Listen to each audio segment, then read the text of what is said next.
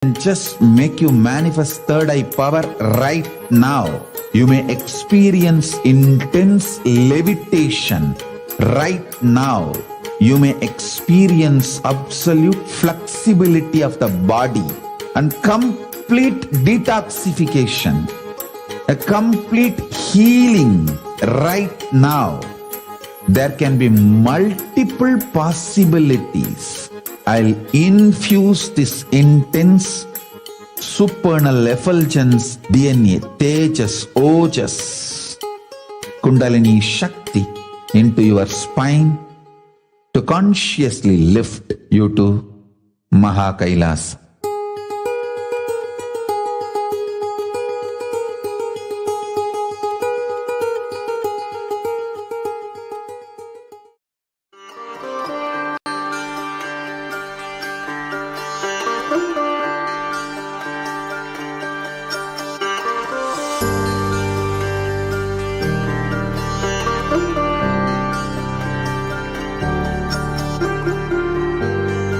Kailasa, the good God country. Hinduism has something great to offer. Hindu God, Paramashiva, is good. We love him not just because he gives us what we want, but because he is good, and he has so much to offer to the world that makes the best nation.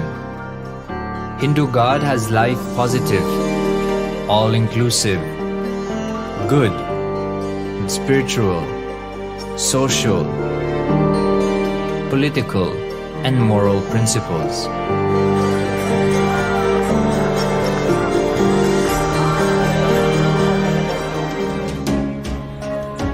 Hindu principles are guaranteed solutions to problems of humanity: resettlement, violence and lawfare, impoverishment, inequality, environmental footprint, pandemic and biowar, disputes, feminist movement, women's rights, child rights, minority rights, linguistic rights, human rights. Because Hinduism has the best to offer to the world, Kailasa, standing tall since 1994 for the grand narrative of Hinduism, is the good God's country. Founder of Kailasa, Paramashiva, and his 1008th incarnation, the Supreme Pontiff of Hinduism, Jagadguru Mahasannidhanam, His Divine Holiness, Bhagwan Nityananda Paramashivam, is the reviver of Kailasa, the enlightened civilization, the greatest Hindu nation.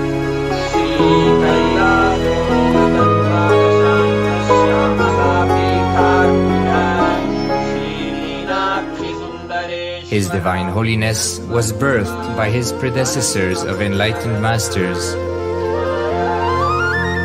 great rishis, munis, siddhas, who predicted and recognized His Divine Holiness, Bhagwan Nityananda Paramashivam, as an incarnation of Paramashiva, as per the science of incarnation described in Hinduism.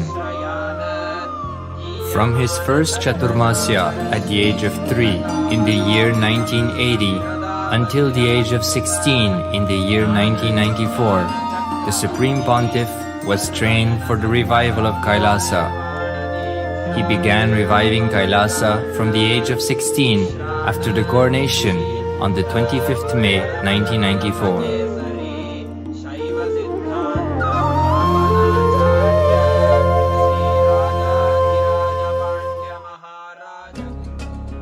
Kailasa that we see today is 26 years of sincere hard work of the reviver and Hindu diaspora all over the world.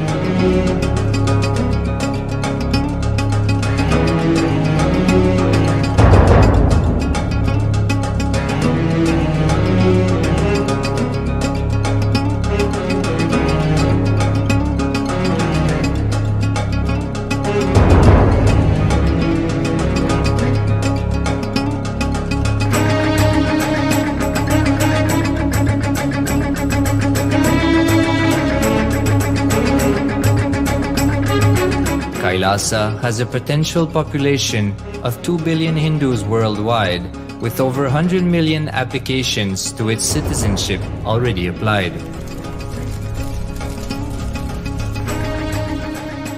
Hinduism has stood over 10,000 years as an enlightened civilization, has been a global beacon of spiritual and timeless wisdom, technology, and culture.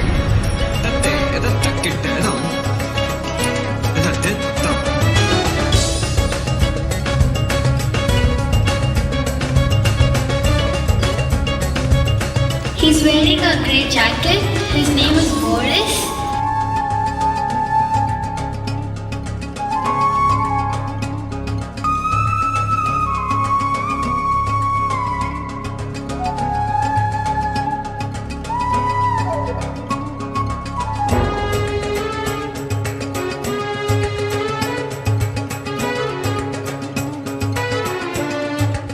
The world's ancient civilization produced more than 40% of the world's GDP.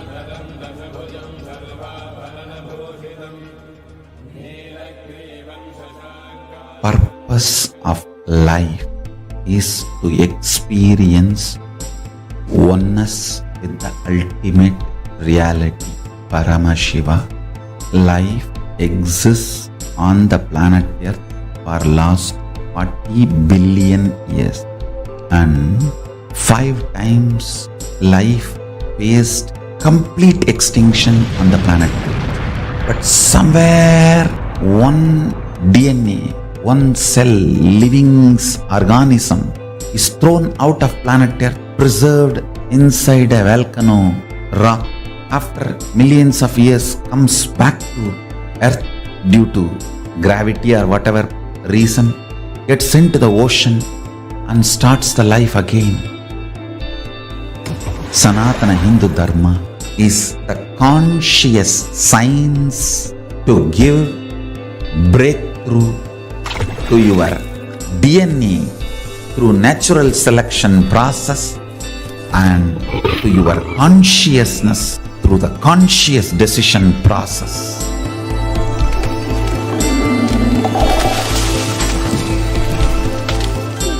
Sanatana Hindu Dharma is a sacred spiritual science. It is not bunch of do's and don'ts. No. Please understand, it is the revelations of sacred truths, cosmic truths, powerful cognition. It is still alive, that science is available, time-tested, foolproof.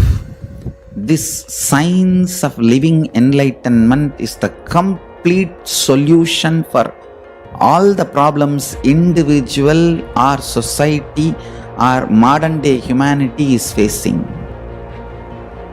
Then you will understand all the problems of the modern day humanity. Sanatana Hindu Dharma is solution.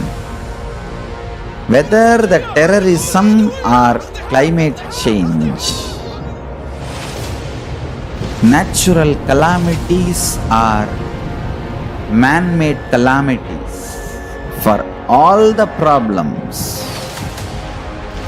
humanity is facing, the only solution is science of living enlightenment, revealed by Paramashiva from the Vedagamas in the modern day through this body. I am a Hindu revivalist, not by any revolution, but by evolution and setting model communities.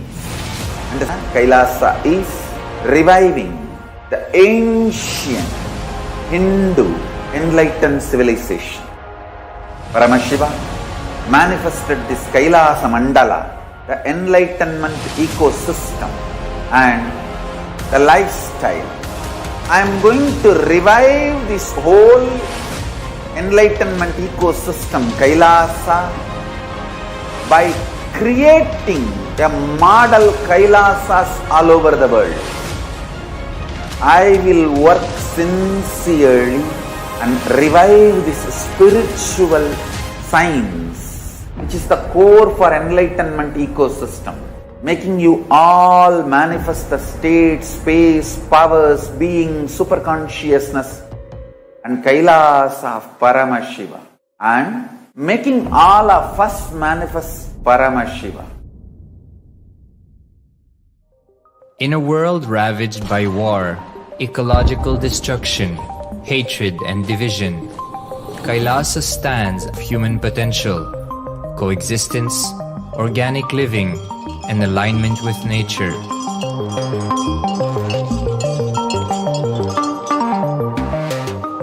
Over the past 50 years, the world has seen the creation of dozens of new countries, and so if anything, it would be odd not to see a new country formed in the 21st century. Without the protection of political legitimacy, there is an imminent danger that the great tenets, scriptures, of creating an enlightened civilization which spanned 56 states, 200 kingdoms, 1700 samsthanas, and 10,000 sampradayas will be forever lost to humanity. The Hindu diaspora are highly successful around the world. They formed the dispossessed diaspora who has been driven to other countries because they are unable to practice their religion authentically in their own country. They have flourished in countries where they have been allowed to settle with religious freedom. For example, in the United States, Hindus are the most educated and highest earning community, with 77% of them holding a bachelor's degree and 48% having an income of $100,000 or more. Although they are only 1% of the population, 13.5% of the startups in the USA. They hold leadership, technical and creative positions in companies such as Microsoft, Google, Facebook, etc. This success has been repeated around the world, in the UK, Canada, Australia, etc. नित्यानन्दं परमसुखदं केवलं ज्ञानमूर्तिं द्वन्द्वातीतं गगनसदृशं तत्त्वमस्याधिलक्ष्यम् एकं नित्यं विमलमचलं सर्वदी साक्षिभूतं भावातीतं त्रिगुणरहितं सद्गुरुं तं Namami. Nityanandam, we welcome all of you to today's Tripurantakar Bhava Samadhi Darshan. During this auspicious time, where Kailasas all over the world are celebrating this grand Karthigai Deepam Brahmotsavam, the Supreme Pontiff of Hinduism is going to grace us in the form of the Tripurantakar Murti, one of the 64 manifestations of Paramashiva that liberates one from the patterns of fear, greed and worry. With the grace of Tripurantakar Murti, we will be able to break free from our patterns and align with the ferocious integrity towards the Guru. Of the 64 manifestations of Paramashiva, Tripurantakar Murti is the form in which Paramashiva opens all his three eyes and burns the Tripurasuras, the three demons who created havoc among the vertical time zones. The Tripurasuras were able to get away with everything as long as they had a strong feeling connection with Paramashiva through Shiva Bhakti. They were unconquerable. Only when their root patterns of fear, worry and greed started to take over, their negativities got loaded and their tipping point started. Then Paramashiva as Tripurantakar Murti burns all three of them just through his third eye. From Paramashiva's third eye, he manifested the whole universe, and just the same way through the same third eye, he burned and destroyed the Tripurasuras. When you are integrated to your thoughts, the whole universe manifests. The universe you need and all that is fantasy and not required gets burnt automatically. And the required thought currents will automatically become your reality. Let us see a short clip on how Paramashiva as Tripurantaka conquers the Tripurasuras and conquer the Tripurasuras that represent the unwanted and negative thought currents of fear, greed, and worry that made them lose their ultimate strength of Paramashiva Bhakti and pave their way for their downfall. So let us now watch a small clip.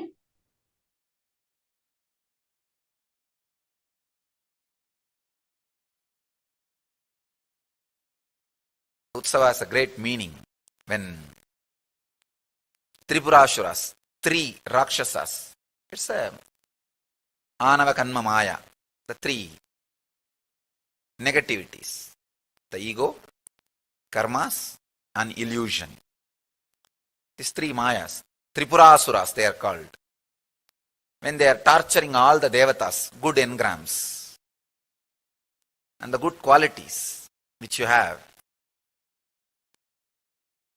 the human body is a big war field where these few things are constantly playing. It's so fresh and such a strong feeling connection, love with the master. By evening some samskara will trigger and some foolish idea will come up, the full of hatred, fear, anger, anxiety, insecurity, hatred. This love-hate relationship goes on and on and on like a churning.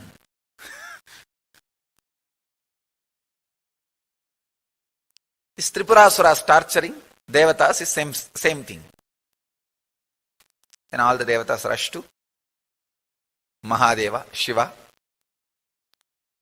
Shiva says, come on, don't worry, I'll destroy those fellows. Let's get ready, let's all go. Shiva wanted all these fellows to see how he is destroying them. So all these fellows said, oh God, let us get ready.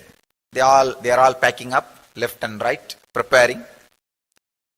Somebody gave the suggestion, after all, Shiva himself is coming to destroy.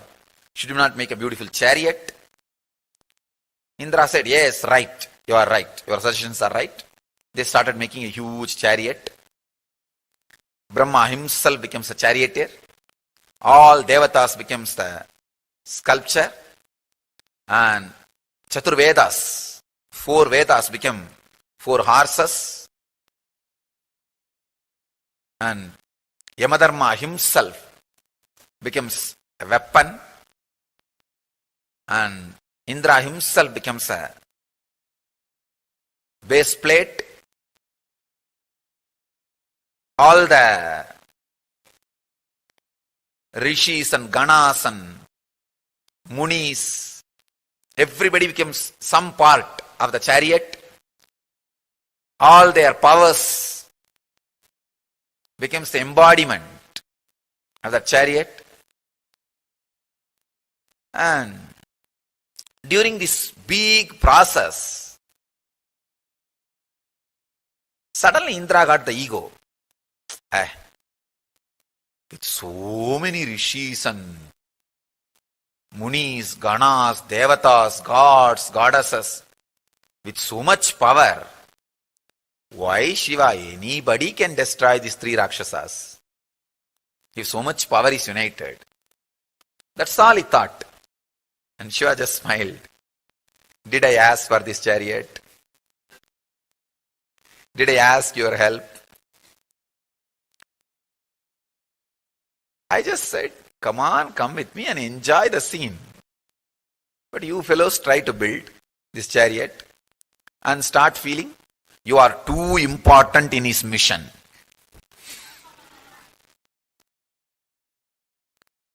Sometimes the Indras feel that. Shiva just smiles and looks at Indra.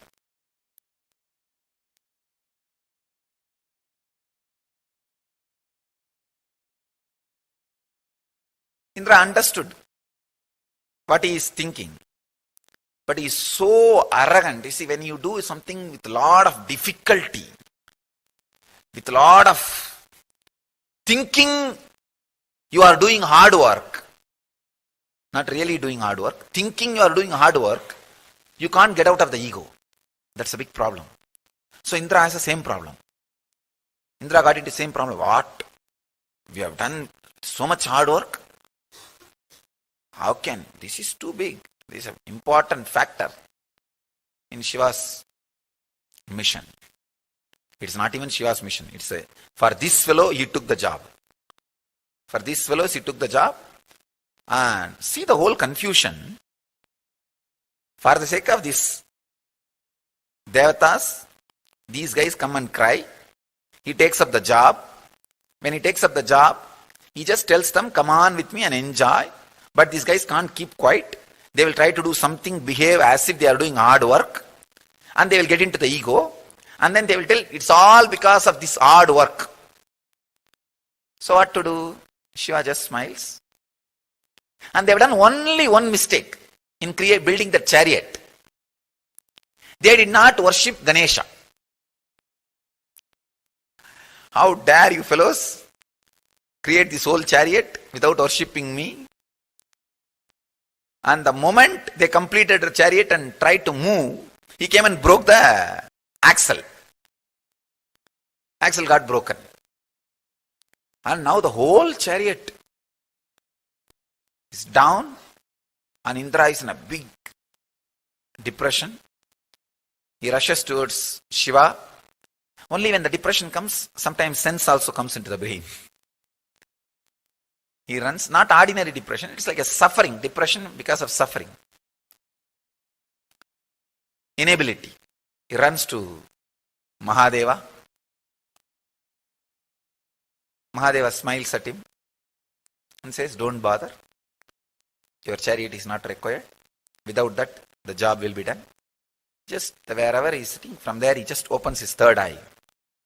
And all the Tripurasuras are completely burnt away. They are burnt. Indra was shocked. Oh God, how much of energy, effort we put and created this whole chariot. And thought only because of this chariot you will be able to destroy the demon. Not only you don't need chariot, you don't even need to move. Destroyed these Tripurasuras. Now what to do? We already built this chariot.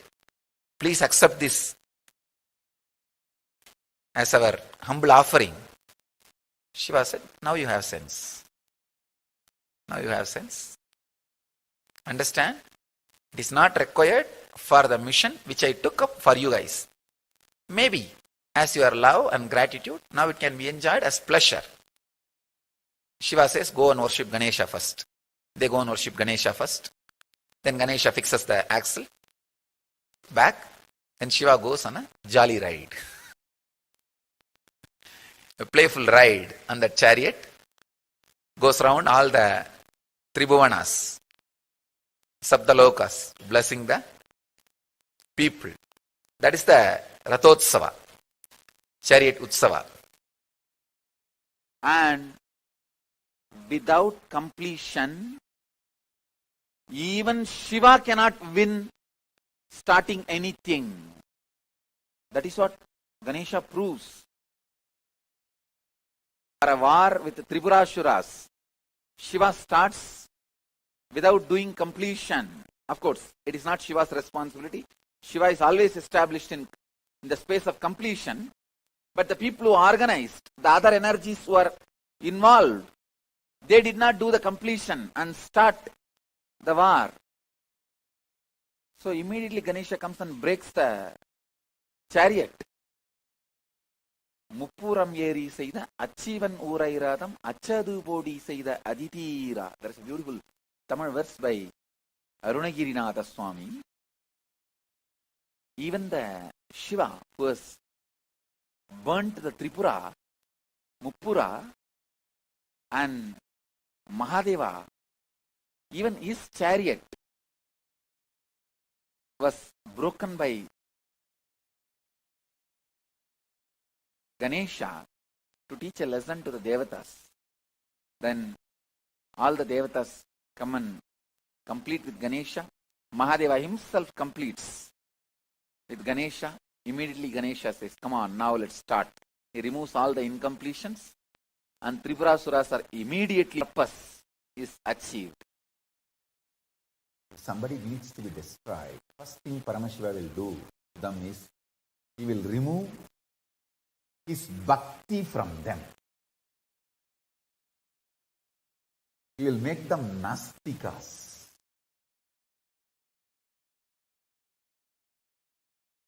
That's what he did to the Tripurasuras. He removed bhakti from them. And then they started abusing, attacking Paramashiva. So in all three worlds, whoever lost their bhakti for Paramashiva, they went and ganged up with Tripurasuras. And then the Tripurasuras and their whole gang destroyed themselves by their own arrogance and their own ego and their own abuse. They destroyed themselves. Their own negative karma, they destroyed themselves. Sadashiva hears about this Tripurasuras. Tripurasuras were a great devotee of Sadashiva. All three of them were sons of Tarakasura. Even when Tarakasura went against Sadashiva, these three said, no, we are Shiva devotees and we are not going to move away from Shiva. Such staunch fellows. But unfortunately, they had one uncle. This uncle fellow goes and corrupts them and awakens the Rakshasa DNA in them and says, hey, you guys are demons, come on, let's enjoy. Come on, this is our lifestyle, this is our standard. Tan-ta-dai.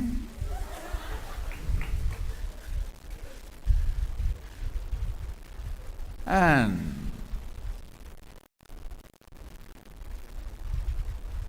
this uncle goes and corrupts them, and through the peer pressure, he makes them do all the non-integrity things. So the Devatas go and cry, see these Tripurasuras, your devotees, empowered by you with so much of powers, are misaligned to the cosmic dharma and disturbing the flow of the cosmic dharma. Nobody can touch them because you empowered them. What to do? Something has to be done. They have to be destroyed now. Simple. Sadashiva looks at Narada and tells, go and talk to that uncle who spoiled them.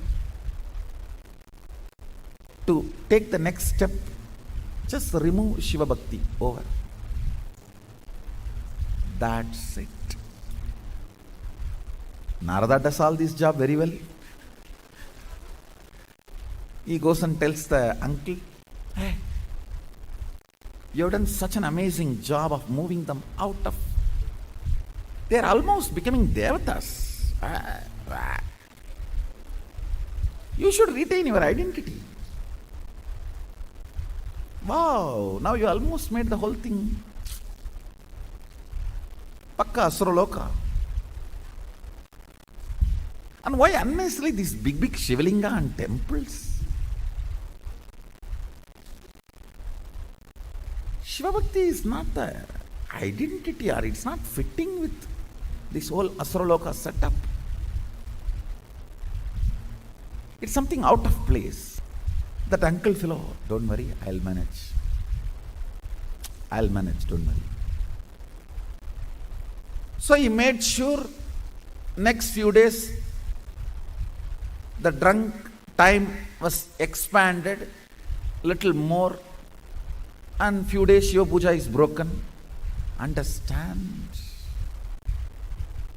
Bhakti need to be practiced till the oneness manifests completely.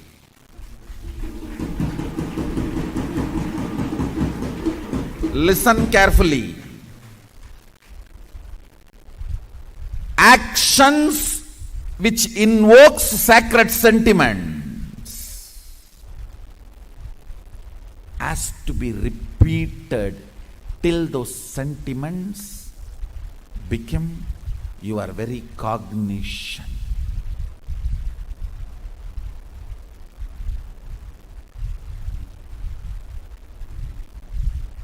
Just few days.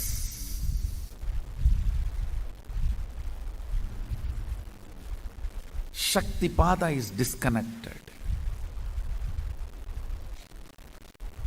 That is enough for them to lose the Shiva Bhakti.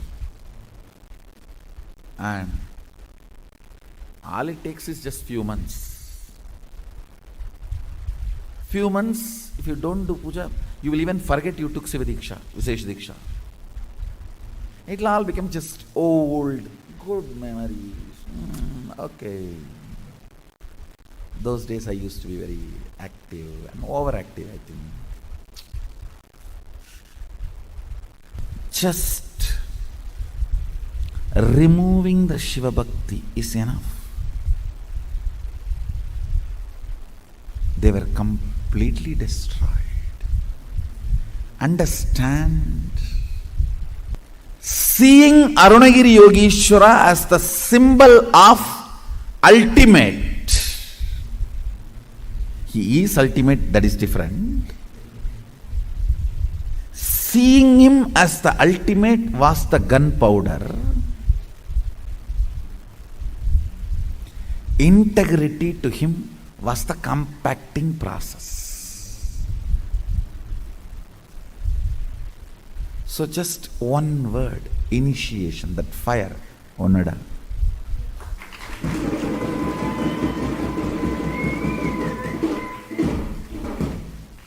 The initiation exploded. Listen to this very carefully. When Tripurasuras, three big, have started abusing, torturing Shiva Bhaktas and started doing all the negative things, they go and report to Paramashiva. Devatas go and report to Paramashiva that these three people are doing like this. How and when they will get destroyed and people will be liberated from all the negative things they are doing. Paramashiva says, as long as they have Shiva Bhakti, they cannot be destroyed. Immediately, Devatas plan and send some people, poison them against Shiva, and they lost, the three demons lost Shiva Bhakti. See, already the negative karmas were getting loaded, and they'll just tipping, the tipping point, when they lost the Shiva Bhakti over, Shiva destroyed them. Understand? If somebody wants to know whether they are going to be destroyed or not, this is the scale.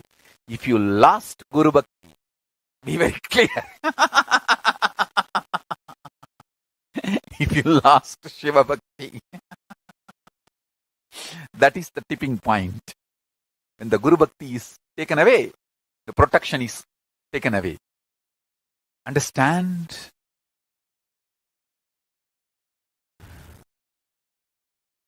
Whenever your negativity becomes too much and world cannot tolerate you,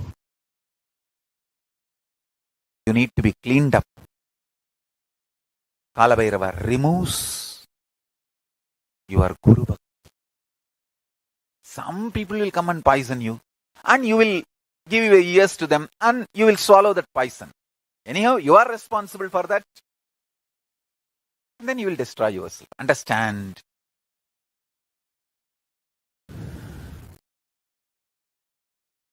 How the Tripurasuras destroyed. Same way only, people who drink the poison of the detractors, abusers, destroy themselves. Releasing Ganga to the Bhuloka. Next. Tripurantakar. This is the form in which he opened his three eyes. the manifestation as Tripurantaka, he opened 3 eyes and burnt Tripurasuras. The 3 demons who had 3 worlds for themselves. He burnt all of them just through opening the 3rd eye. So, this manifestation is Tripurantaka Murti. So, integrity is like a 3rd eye. From Sadashiva's 3rd eye, he manifested the whole universe. And just through the same 3rd eye, he destroyed, burnt Manmata and Tripurasuras.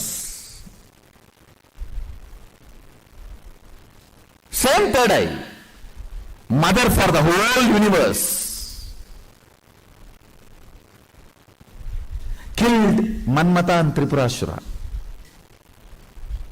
When you are integrated to your thought current, some of them become reality, means whole universe manifests, the universe you need.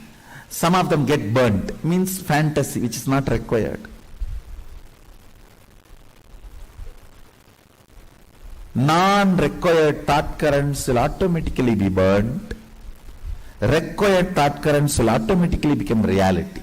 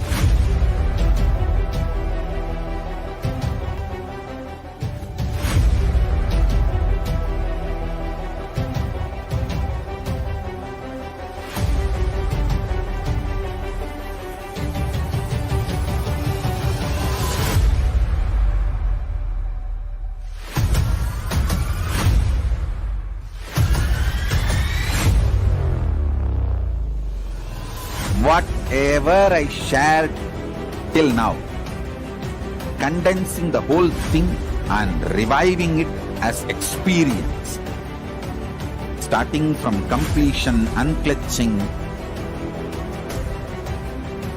power manifestation, the states of consciousness, and the planes, multiple planes, everything.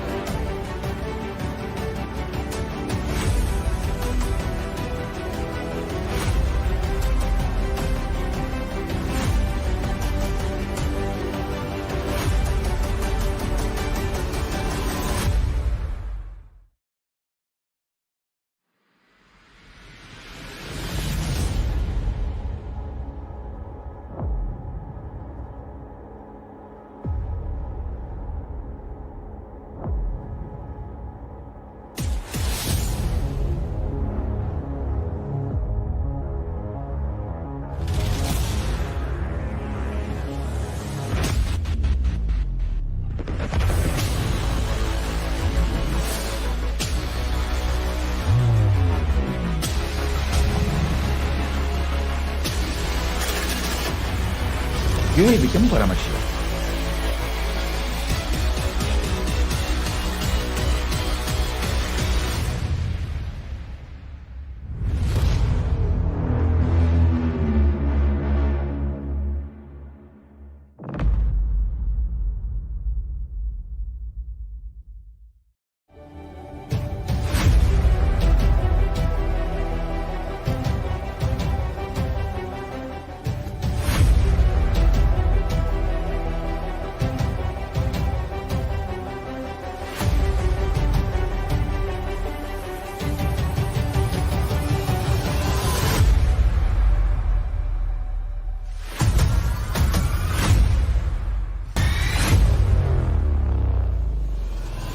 Whatever I shared till now, condensing the whole thing and reviving it as experience, starting from completion, unclutching,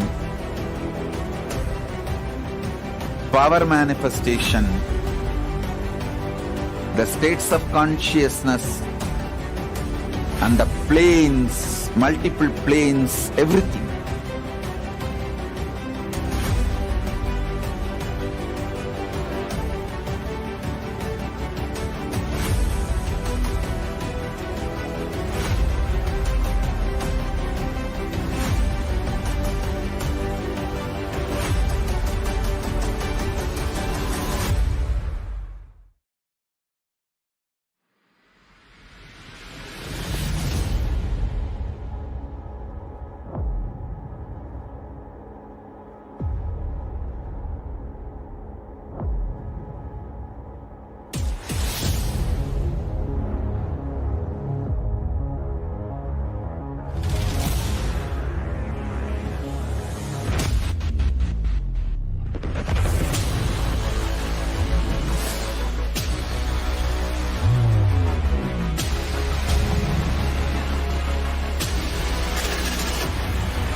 You will become Paramashiva.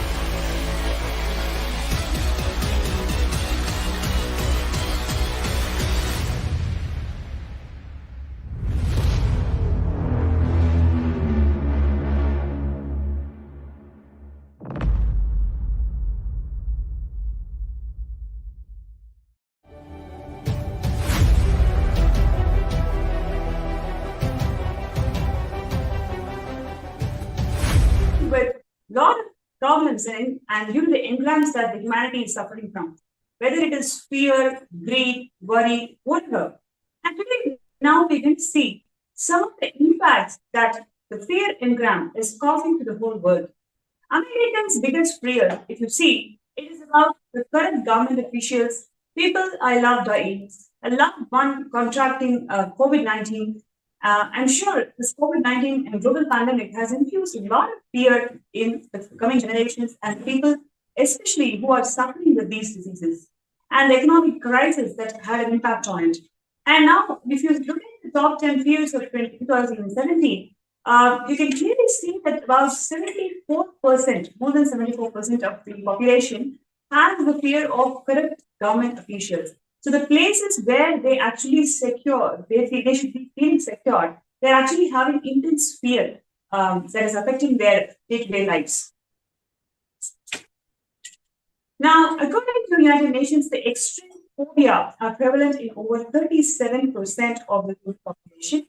Fear is the subconscious reason why people feel the need to control others.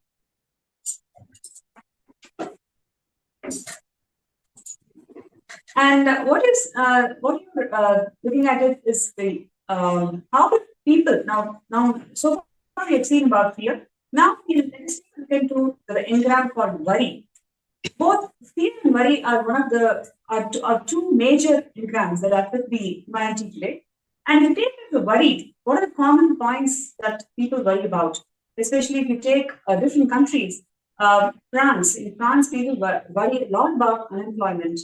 And in Mexico, it is crime and violence. So what you see here is, as per the geography, the population has worry and fear on different aspects that the society. So the mental health crisis is worry or the anxiety. An estimated 275 million people suffer from irrational anxiety that borders on abnormal behavior and inefficient decision making ability for the larger part of their lives. Since 1995, the top 1% have captured nearly 20 times more of the global wealth than the bottom 50% of the humanity. And if you look at the figures, $2.5 billion a day is what today's wealth affecting ratio is. Now, greed has a strong biological basis. However, it was even a stronger social basis. It is an insatiable desire for more income, more possessions, more influence, more power, more privileges, more anything, in fact. And how this particular engram affects our today's life. So this is what we've been looking into. See, the today's three major problems, major demons that we are all facing is fear, worry, and greed. All these three engrams have actually personally affected each one of us within. And now, how do we really make impact, make a cognitive shift of all of these three demons within? It is through the Bhava Samadhi Darshan of the Tripurantakar, one of the 64 manifestations of Paramashiva, by going beyond all these emotions, by going beyond all these engrams, having the third eye awakening as one of the tools, one of the techniques where we can go beyond all these engrams and be in the space of unclenching and manifest superconscious powers of Paramashiva. And whenever these emotions, these demons in the planet Earth, the proportion of these demons in the planet Earth raises to a higher and higher frequency to bring the righteousness in the planet Earth, Avatar descends to elevate the consciousness of the humanity from their lower states of frequency. And it is the bhakti, it is a deep yearning of the whole of humanity, whether it is the population, common masses like us, or the higher beings like rishis, munis, all the enlightened masters and sages, every single person deep yearning for the presence of Avatar in their lives. Now, that is exactly what has happened in today's century. The Supreme Pontiff of Hinduism, who is the Paramavatar of Paramashiva, has descended to this planet at our current times just to liberate all of us from these engrams. Now, let's take a look at his contributions on the humanity, how he has evolved and raised the consciousness of the human beings to liberate them from these engrams like fear, greed, worry, and more.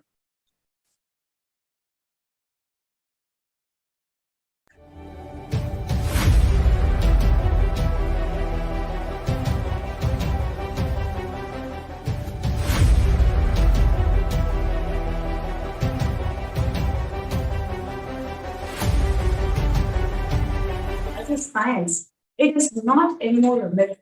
Every single technology that the Hinduism has produced, the Supreme Pontiff of Hinduism has actually made it as a huge science.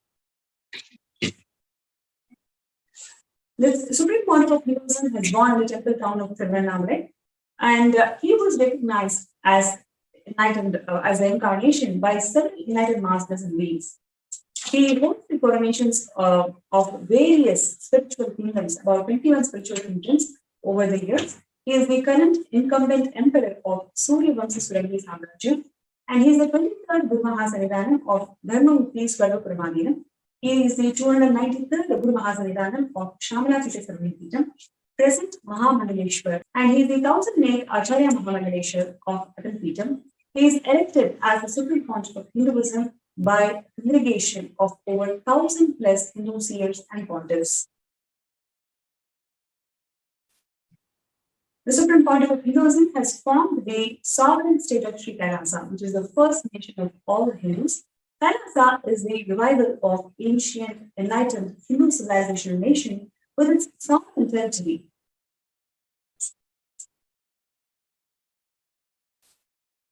And we are going to have a short look at Kailasa's achievements in terms of empowering the humanity or into the science of living enlightenment.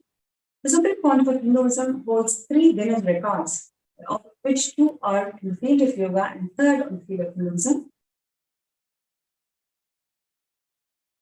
The Supreme Pontiff of Hinduism has also found more than 9 Asia Book of Records, in which 2 gets a special mention, which is maximum number of books published by the single author and maximum hours of public discourses delivered by an individual. The Supreme Pontiff of Hinduism has introduced the Ishanya project, to recycle, to reduce, recycle, and rebuild the whole of the humanity.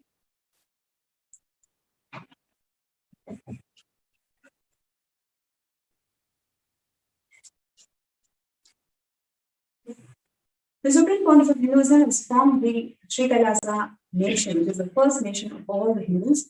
And it is a significant milestone in the history of the Hindus where the permanent ambassador of Sri Kailasa has brought out the brutal persecution that the Hindus faced over the millennia and what the Supreme Council of Hinduism has faced more than a decade.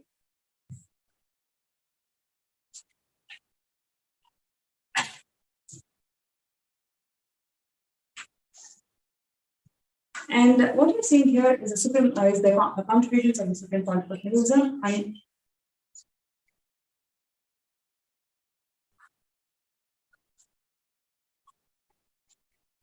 the Supreme Council of Hinduism's contribution under No Hungry Stomach Project. Kailasa's multifarious efforts of eradicating world hunger has been consolidated and reconstructed under an international humanitarian agency called REDO. And REDO aims to prevent hunger by deploying thousands of trained religious peacekeepers worldwide and uses Vedamic methods and techniques to nourish communities through crisis and beyond.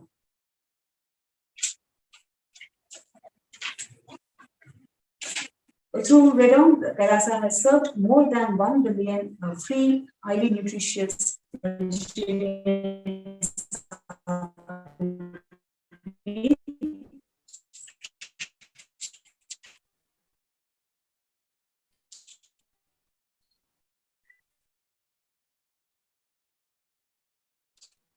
and all of these techniques are on serving the sacred source scriptures of Vedas and Agamas.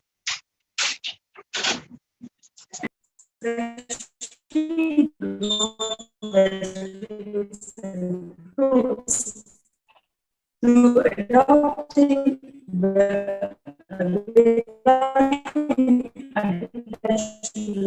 initiatives like high-density farming, vertical gardening, organic farming, produce efficient yield and smaller food Kailasa. And the Supreme Council of Hinduism has also educated the whole of the population and the peacekeepers of Kailasa in starving, nutritious vegetarian meal to eliminate the malnutrition and prevalence of diseases.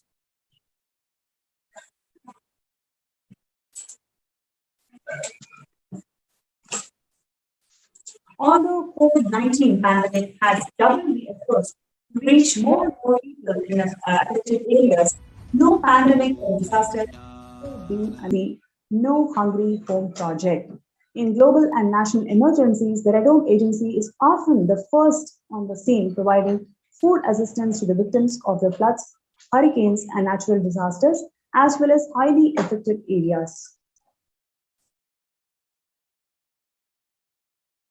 And let us look into the humanitarian response plan spearheaded by the Supreme Council of Hinduism over the years.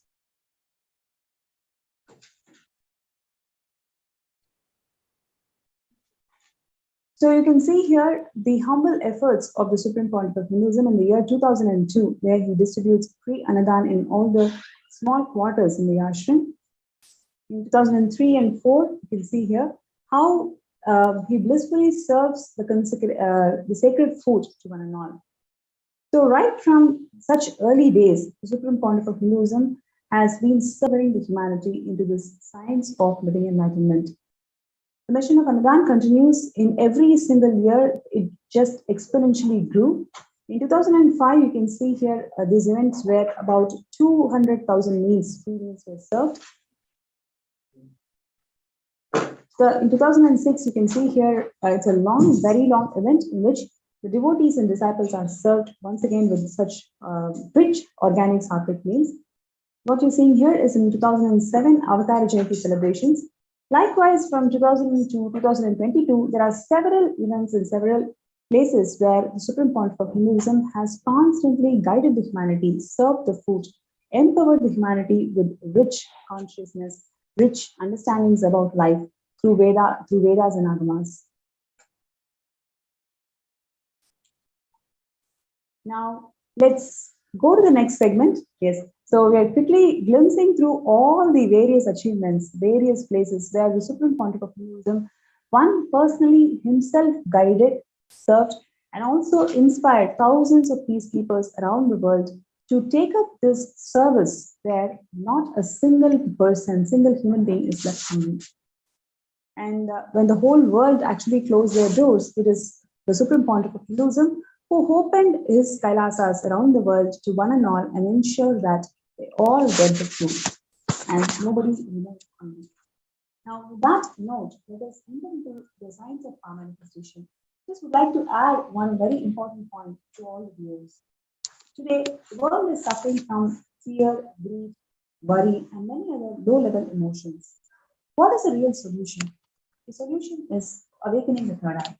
And the Supreme Pontiff of Hinduism has awakened the third eye for millions of lives since 2000 to 2022. For the last 27 years, there are 100 plus initiatives completely focused on awakening the third eye of the people. And in fact, the Supreme Pontiff of Hinduism has made this entire science as a practical, demonstrable science where each and every one of us, in fact, all of you who is watching this segment today, you are also going to be empowered to manifest the superconscious powers of Paramashiva.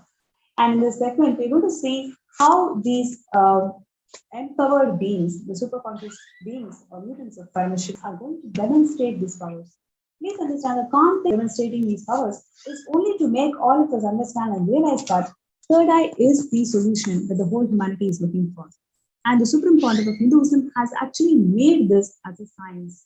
So, with no further delay, let's enter into the segment where the Nityananda Yogis will be demonstrating the superconscious powers of Paramashiva.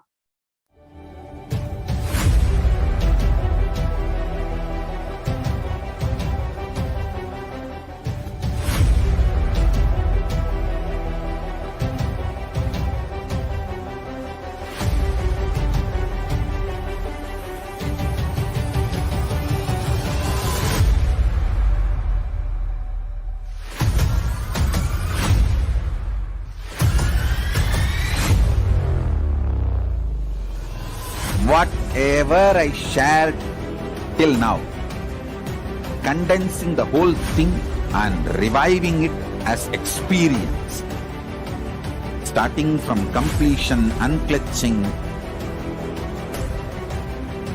power manifestation, the states of consciousness, and the planes, multiple planes, everything.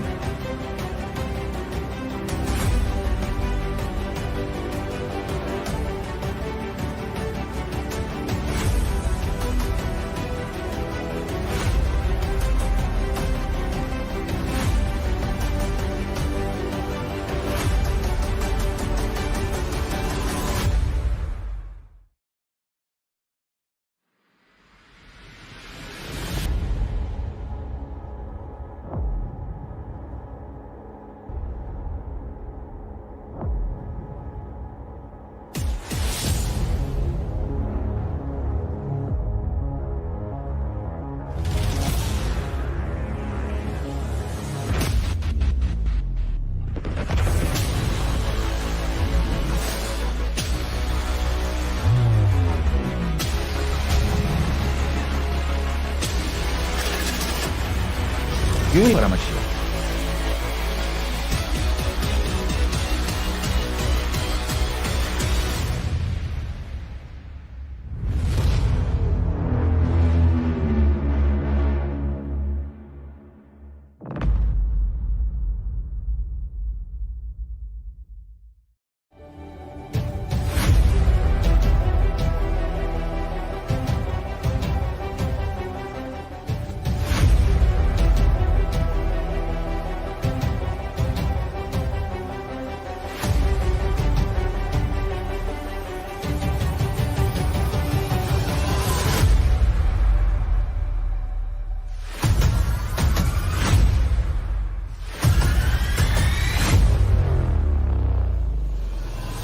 Whatever I shared till now, condensing the whole thing and reviving it as experience, starting from completion, unclutching,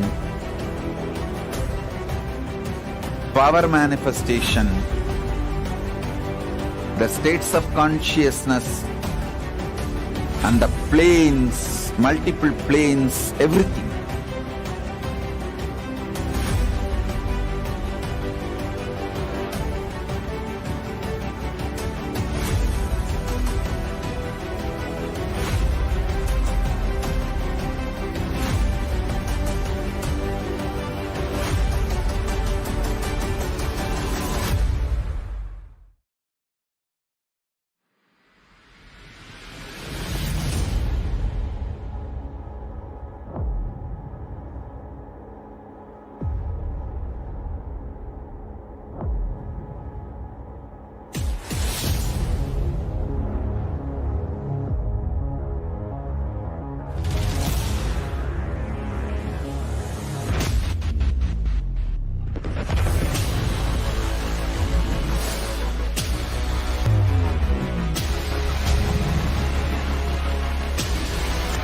You will become Paramashiva.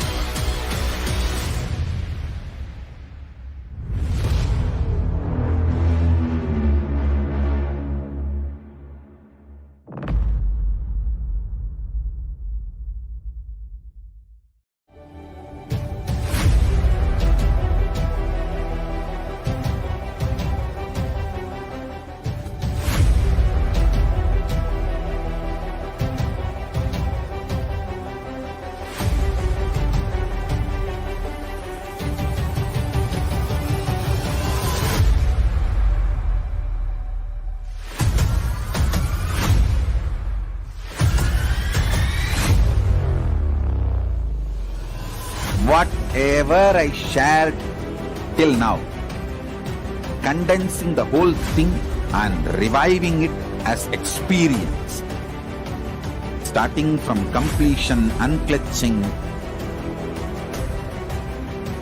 power manifestation, the states of consciousness, and the planes, multiple planes, everything.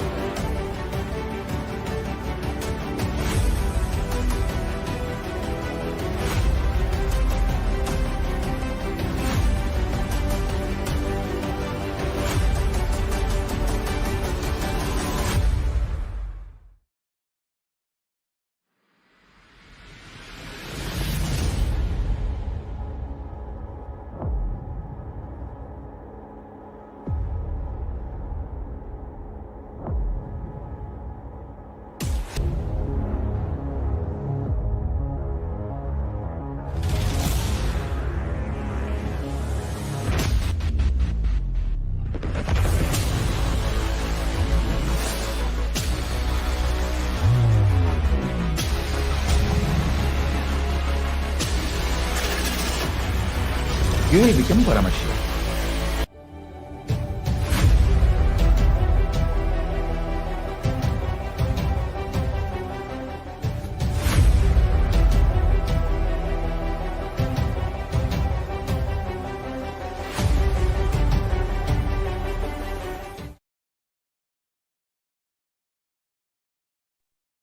Yes. Nityanandam, everyone. Let's now enter into the next segment of today's webinar, which is the power manifestation segment. Before we the Balasins of the Nit, are honored and excited to be demonstrating this extraordinary to you. My name is Vaniti Yogapranananda and I will be your host in today's segment. So before we jump into the demonstration of extraordinary Shaktis, let us enter into a small introduction to understand more about these Shaktis. In the Vedagamas, the source scriptures of Hinduism, Paramashiva reveals in elaborate detail that every human being is hardwired to be able to manifest the 463 plus extraordinary Shaktis of Paramashiva. Manifesting Shaktis is described as a system, a method, and a science for human beings to be able to explore the various states of consciousness. Shaktis manifest from the fundamental cognition that you are the divine and that you need to manifest the divine, not from the cognition that you are a man and that you need to reach the divine. So let us now understand the difference between Shaktis and Siddhis. Shaktis express from a deep feeling connection with the divine and high integrity with the Guru, and Shaktis are permanent. And whereas Siddhis are powers which express from tapas or penance for enlightenment.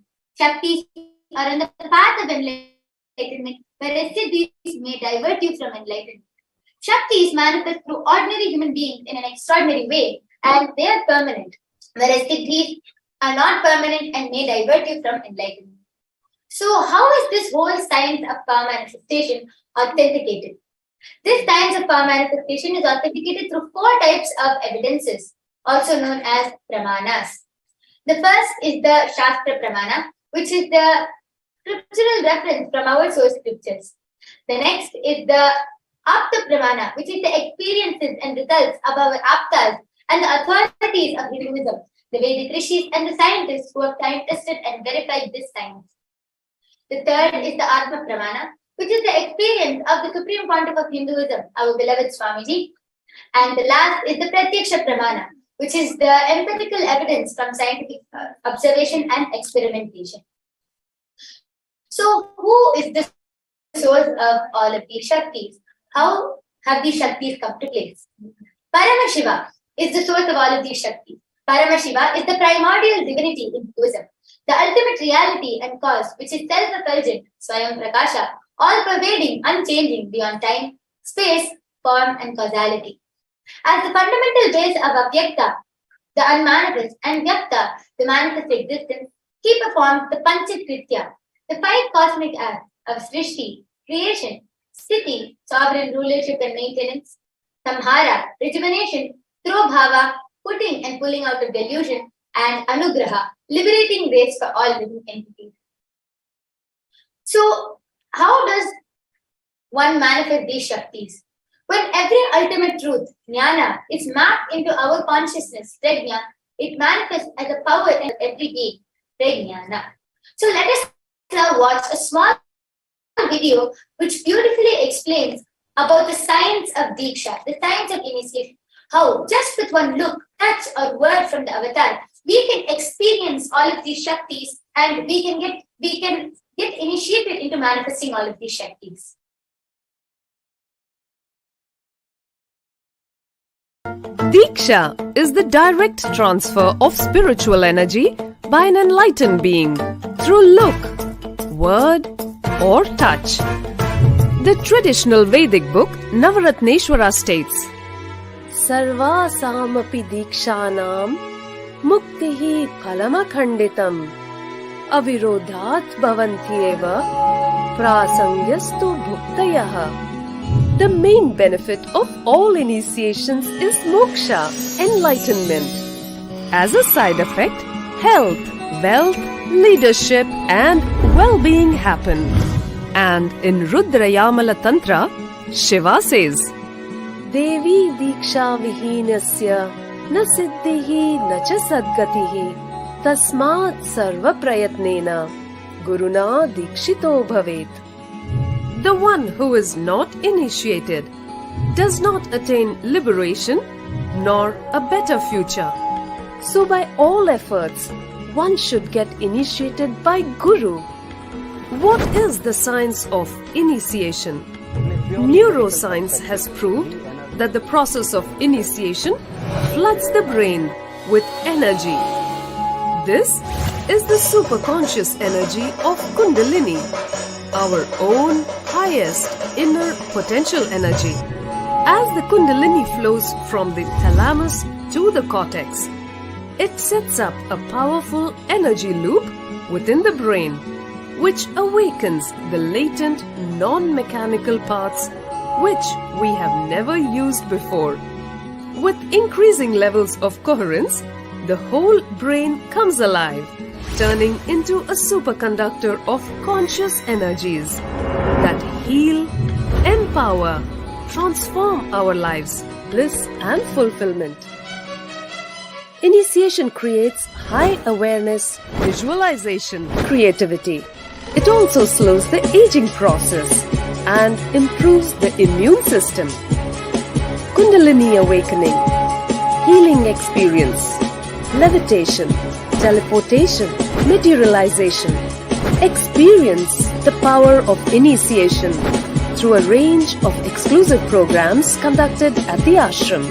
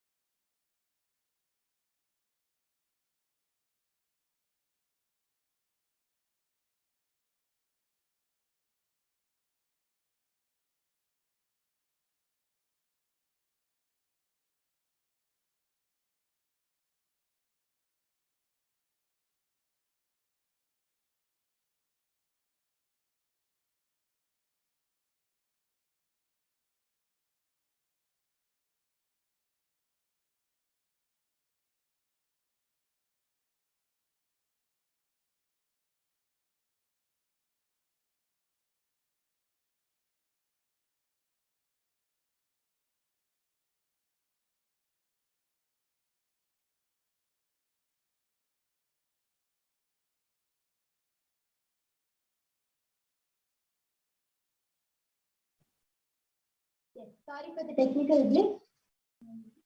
Let us now listen to the Shastra Pramana for the power of third eye, which comes from the Vijnana Bhairava Tantra, Sutra 34. Kapalantarmanonyata Tithannilitalochanaha Rameena Manaso Darjat Lakshaye Lakshyamuttamam. The translation goes, by fixing the mind on the inner space, sitting the crown center, and sitting stably without any movement, having the eyes closed in 5 seconds, by that stability of the mind and inner space, through the power of the third eye, one directly sees the ultimate goal Lakshya, and by having the vision beyond the sight that reveals any object or place, attaining the space of oneness with the source Paramashiva.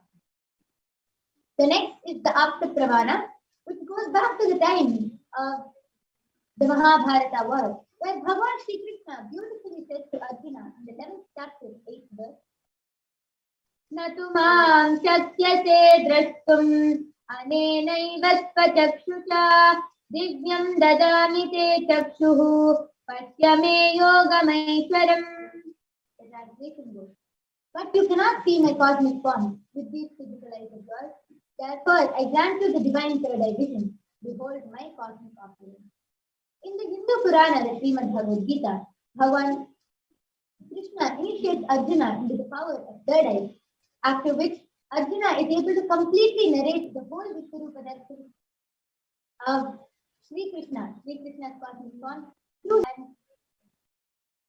Let us now move on to the Atma Pramana, which is the experience of the Supreme Pontiff of Nirodhan.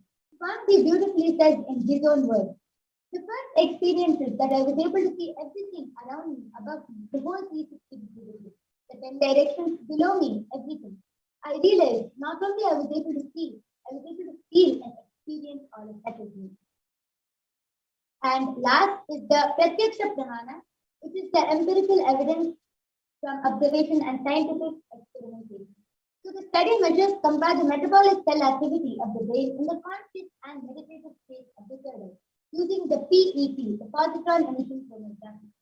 So in the diagram which is projected in front of you, when doing daily activities, the third eye high activity is measured in the brain where the third eye is located. And when in the deep state of Samadhi, only the third eye region is active and 90% of the rest of the brain is active. So this is the beautiful Pratyaksha Pramana for the power of third eye. And without further delay, let us jump in to the demonstration of this extraordinary Shakti right after a short break.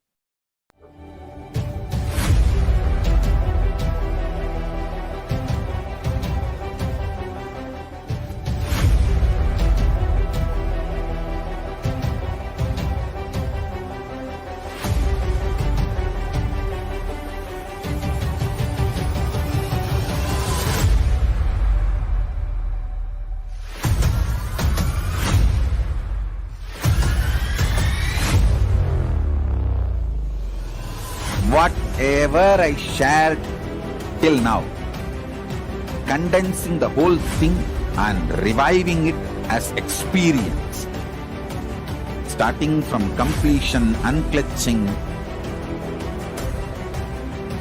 power manifestation, the states of consciousness, and the planes, multiple planes, everything.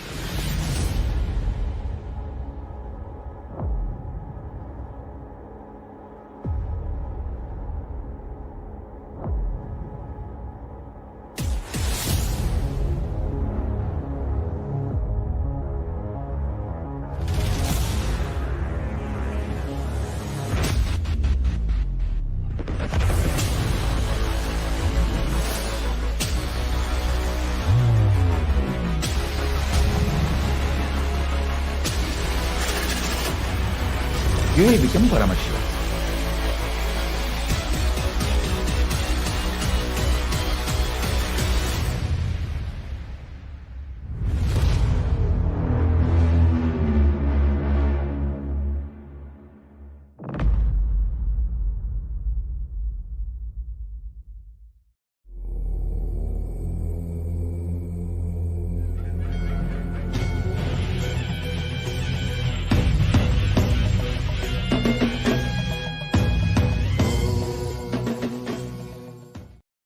Kailasa nation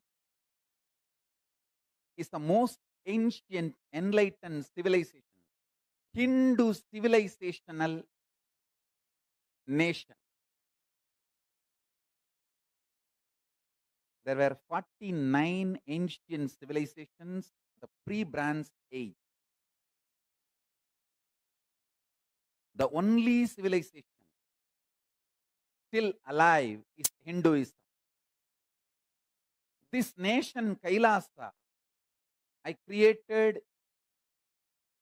as a seed bank for Hinduism to keep everything related to Hinduism alive and revive and share with the world.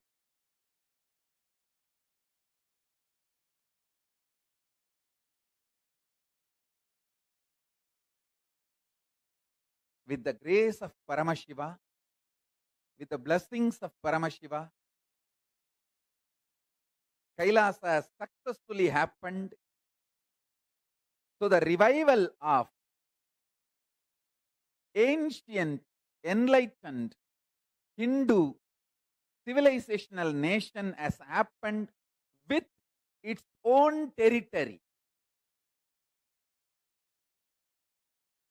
As on now, we have territory more than one places.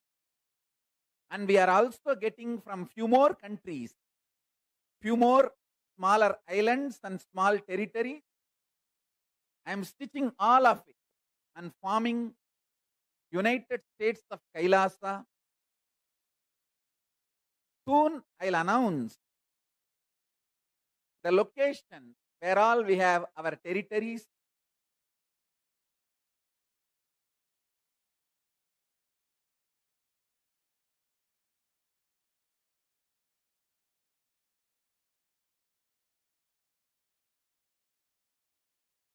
at least in one place, the Hinduism need to be kept alive as it is without being constantly attacked, persecuted, destroyed. I wanted all the living and practicing Hindus of the world to know Hinduism is the most peaceful, non contributing civilization all over the world. They are minority. I want all the Hindus to know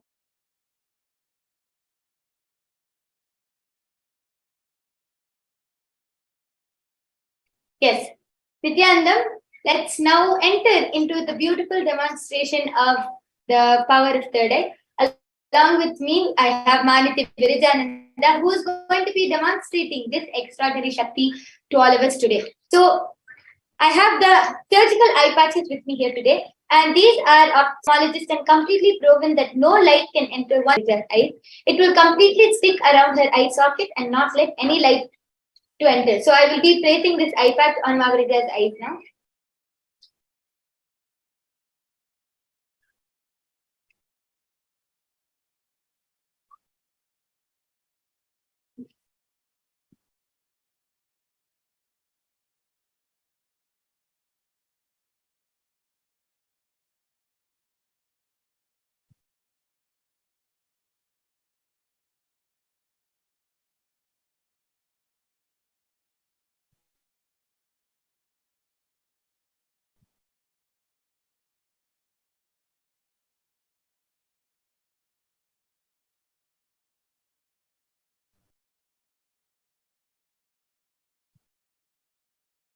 Yes. Margarija, are you comfortable? No, I request you to adjust this eye patch, Madhukara.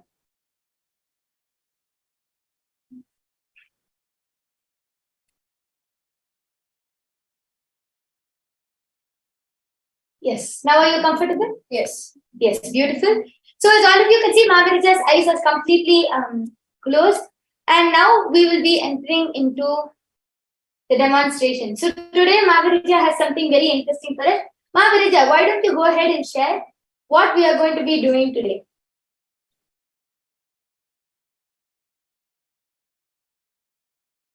Yes, so today we are going to be, Margarija is going to be playing various games through her third eye.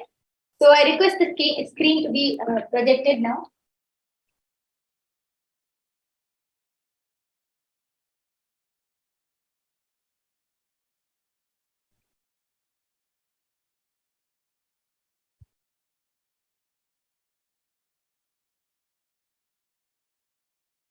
Meanwhile, for all of the viewers who are watching, if any of you would like a remote vision, please go ahead and post a comment in the chat below, even in the YouTube comments. I request all of you to go ahead and post your comments below. And towards the end of this demonstration, we will be manifesting the power of remote vision also.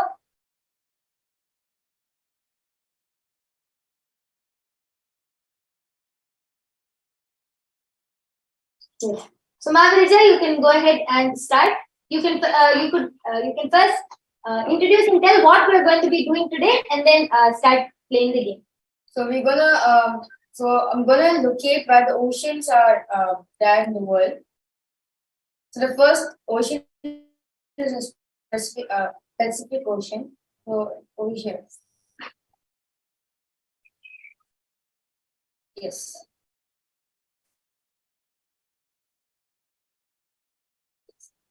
Next is the Southern Ocean.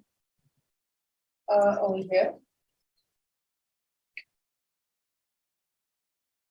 No, yes. Next is Atlantic Ocean.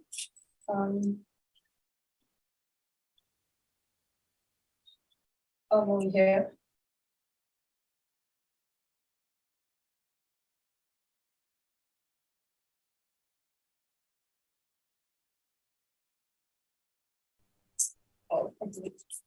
Next is the Indian Ocean.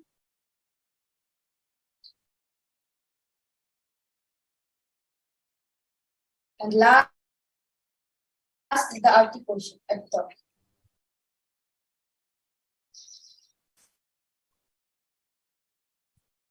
Yes, beautiful. That was amazing. So let's now move on to the next game.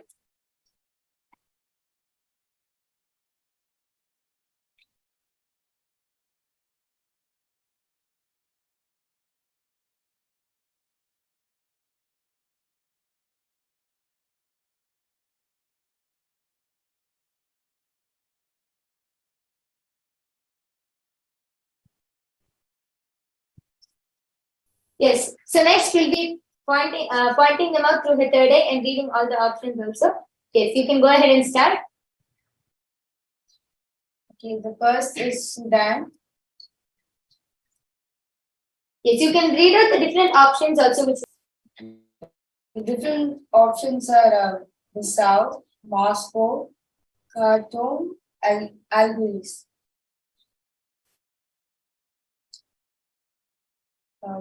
I request you to click on the fourth option.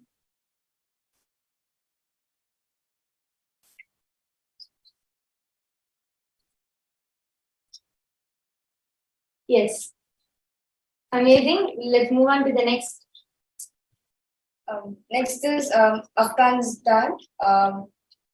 I request you to click on the third option, Kabul. Yes, that is correct. Next is Finland. I request you to click on the second option.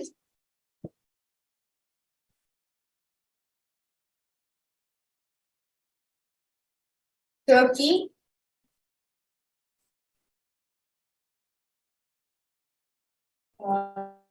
Fourth option. Margarita, could you repeat that a little louder? The fourth option.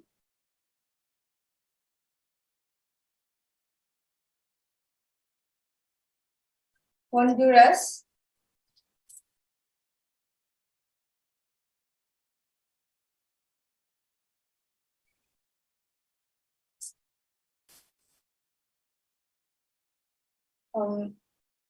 I request you click on the third one.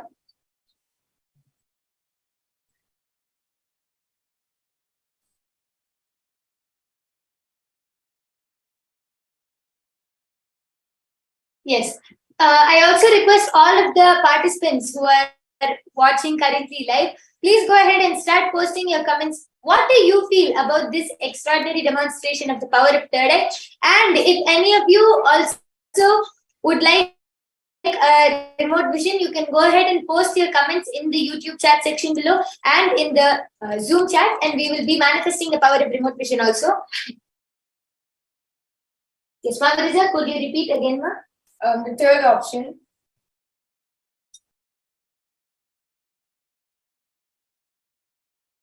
Yes, good job. Canada. The first option.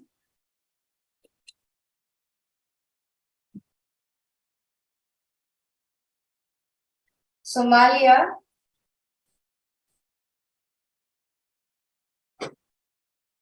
The fourth option.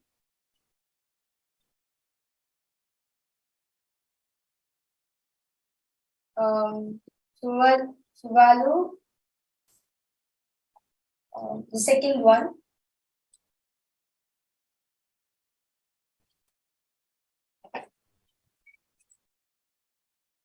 Yes, good job. Please, you can go ahead. Bolivia.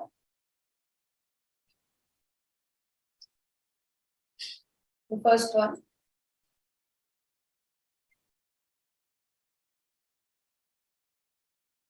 Zambia. The last one.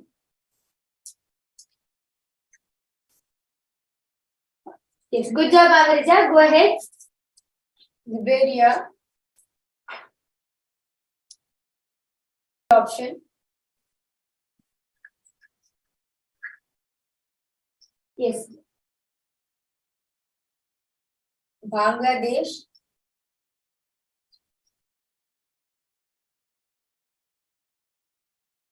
Yes, Mavrita, you can also read out all of the options and then choose from them. The options for Bangladesh are Dhaka, Oslo, Bishkek, Pyongyang.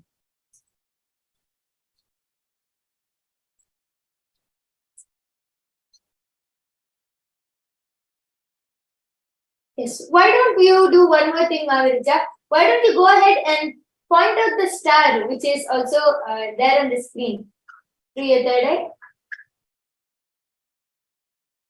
Yes. So now you can go ahead and choose your option. Because you click on third option. Yes, good job. Please continue. Next is Samoa. Because you click on third option.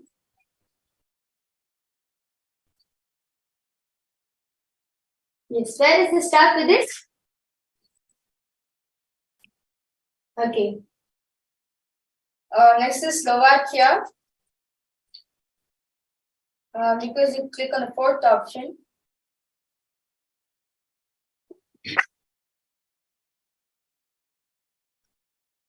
Uganda. The first one.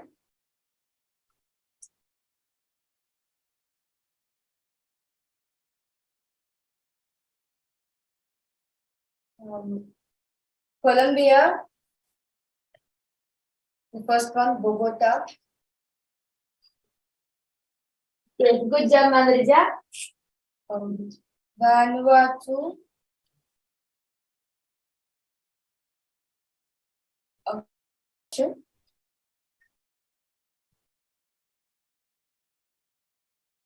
Syria, Damascus.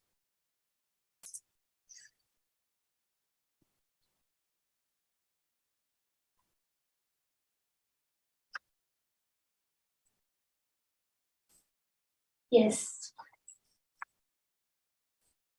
Bahrain. The first one.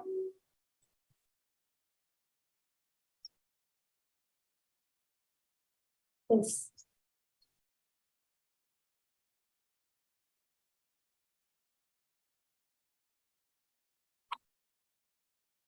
Tanzania. The third one. Third option.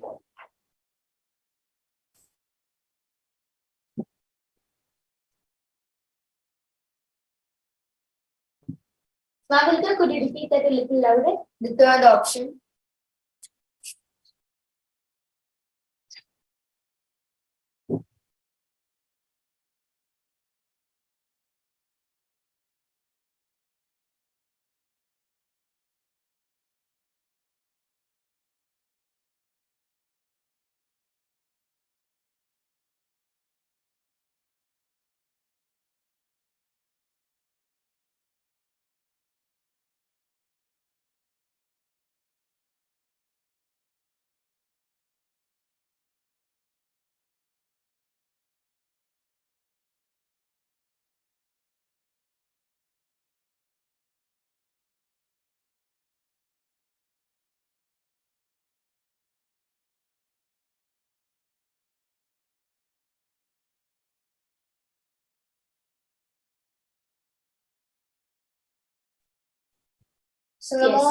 Solomon Islands.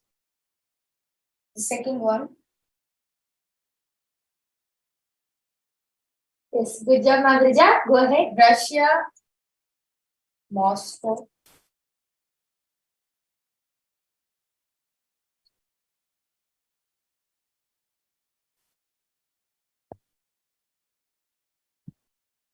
Suriname. The second one. Yes, good job, Mavrija. Liechtenstein. The second one.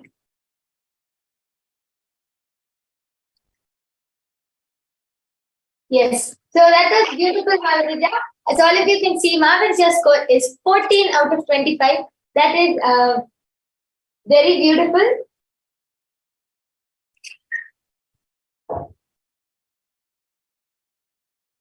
Yes. Meanwhile, I request all of the viewers, please go ahead and also post your comments if you would like remote vision, and we will be doing the remote scanning also for all of you.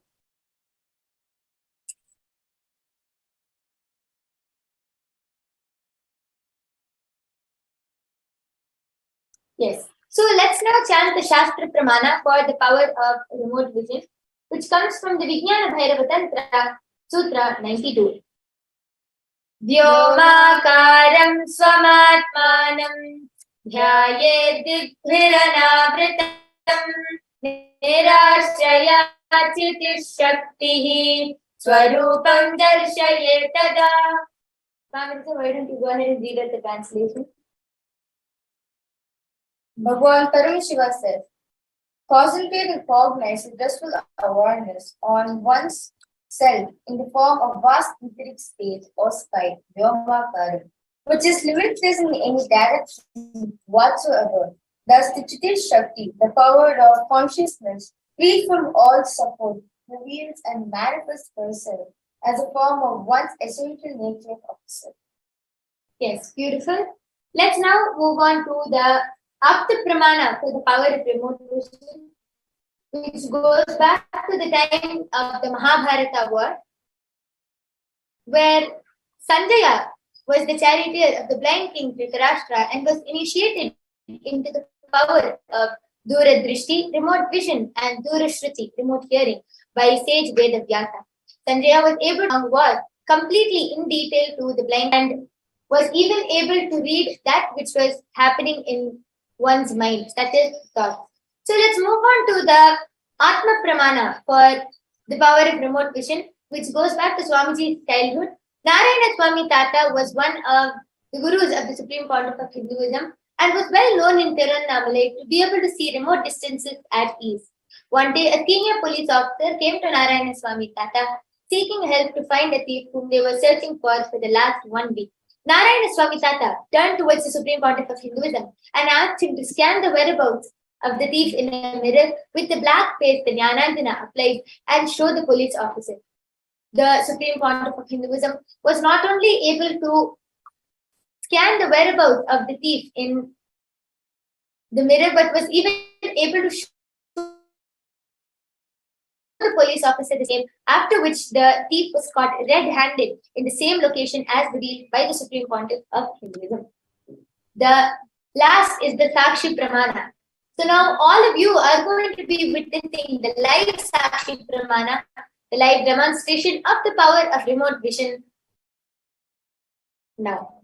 So I request the comments also to be projected.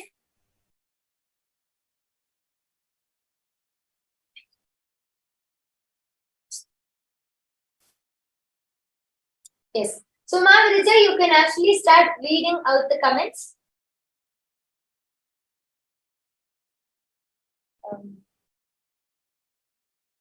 So this is from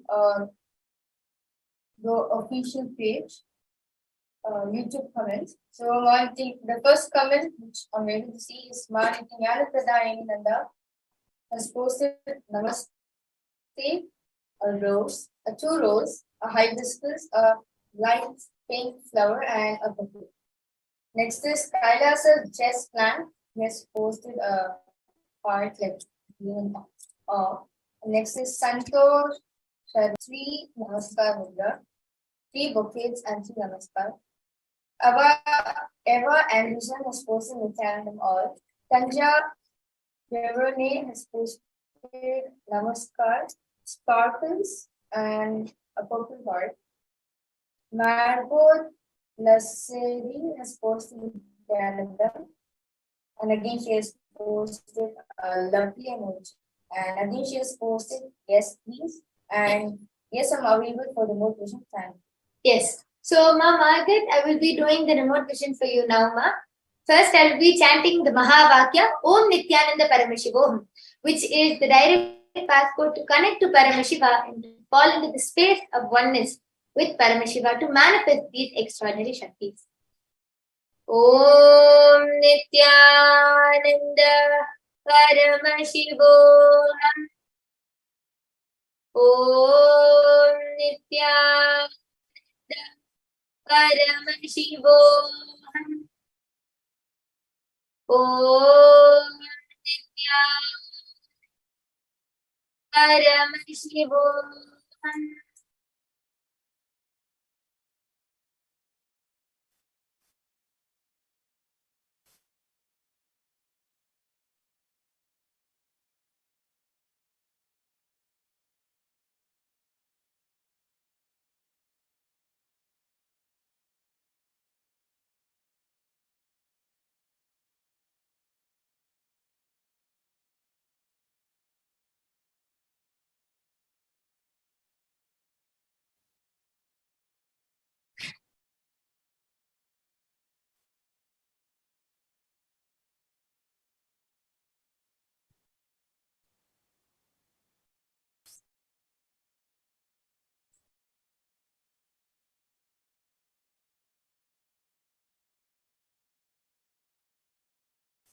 Yes, Nityanama. So what Paramashiva is showing is that once I'm able to see that there are two doors to enter your house, and you like entering through the door, which is, yes, so this is a scanning for Ma market. So what I was able to see, Ma, is that there are two doors to enter your house, and you like entering through the side door, which once you enter, it's from the side of the house, and the moment you enter, it's you can immediately see the hall, and immediately to the left side, I'm able to see there is like a small there's a picture. A small picture hanging on the wall, and once you enter a little you just go a little bit further towards the left, the kitchen is there. Then immediately towards the right, there's like a slanted wall, and then then you enter into the hall, and I'm able to see that there is you have color of your wall is a peachish yellowish color. There's more of a yellow tinge to your wall, especially in the living room. I'm able to see. And once you enter the living room, if you see straight across towards the right side against the wall, I'm able to see a sofa. It's more of a caramel brown color, a little darker than caramel brown. Then next to the sofa, I'm able to see like a table against the wall, a black color table with the chair in front. And on the table, I'm able to see few items like one glass, a glass cup, and a few pictures. And then next to the table, across the sofa again, straight across the hall, I'm able to see a TV, and the carpet. I'm able to see it's there's a carpet, a big carpet in your living room in the middle. And I'm able to see that has like a red outline, and it has flower designs on it. I'm able to see, especially even with the vase, I'm able to see there's flower designs on your carpet. And totally, I'm able to see you have 3 bedrooms and 2 bathrooms. And I'm able to see there is actually one extra room, which is not exactly a bedroom, little smaller than that, and it's not. It's used more of as a store room. Other than that, 3 bedrooms and 2 bathrooms, and the bathroom wall I'm able to see is tiled. Like behind the sink, the bathroom wall is completely tiles, and that is for both of the bathrooms. One of the bathroom is in the master bedroom. I'm able to see the master bedroom is actually carpeted, and the bed, your wooden bed has like a drawer underneath, so you can pull things. And I'm able to see few things like a yoga mat in the drawer towards, like the moment you enter the master bedroom, under the bed towards the right side, the pulling drawer, I'm able to see there's a yoga mat, and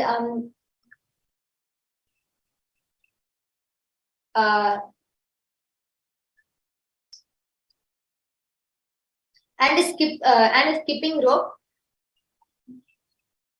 And inside in the master bedroom, bedroom itself, I'm able to see the color of the curtains. It's like the master bedroom is cool colors. I'm able to see purple, like a very light color of purple with different flower designs. This is for the curtain, and the color of the bedroom is like a grayish, more of a grayish color, and the bed cover I'm able to see is also like a cream color. And sometimes you like changing it to colors like warm colors like yellow or green. Other than that, I'm able to see that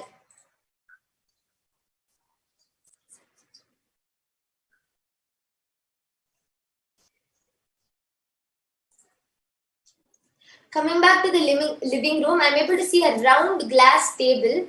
Like the top part is glass, under is wood, and I'm able to see even that I'm able to see books and all under it. Currently, right now on top, it's empty except I'm able to see.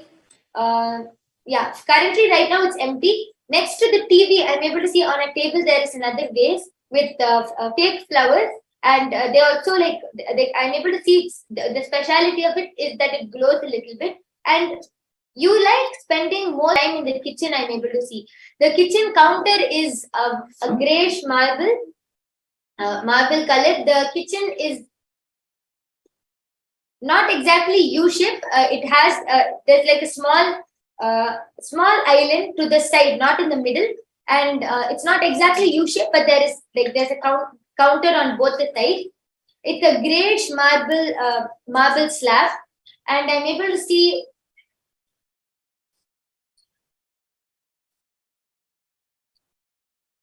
You like spending most of the time in kitchen because you feel very active and energetic over there is what I'm able to see.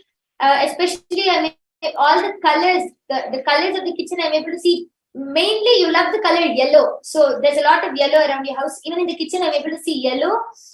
Then yellow, green, a shade of purple, and a little bit red, maybe on the walls, like towards the top of the. And mainly, I'm able to see green in the kitchen.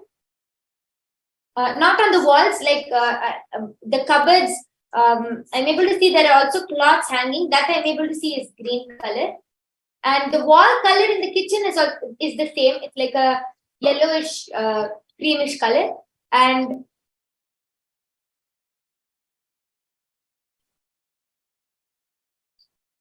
I'm able to see, even if you want to write something or anything, I'm able to see there's a big bean bag in your house. It's like a very dark shade of gray. And even if you want to write something or do anything, you love doing it in the kitchen. So that even the beanbag, you'll move it to the kitchen, like to the starting, and you'll do whatever you want over there, is what I'm able to see, ma'am.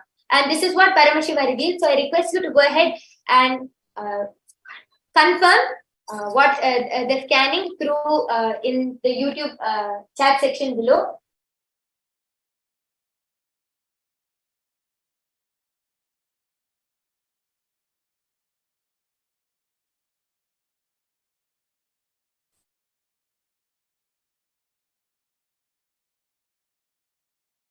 Yes. So while Ma replies, I will now be removing the iPads for Madhurija.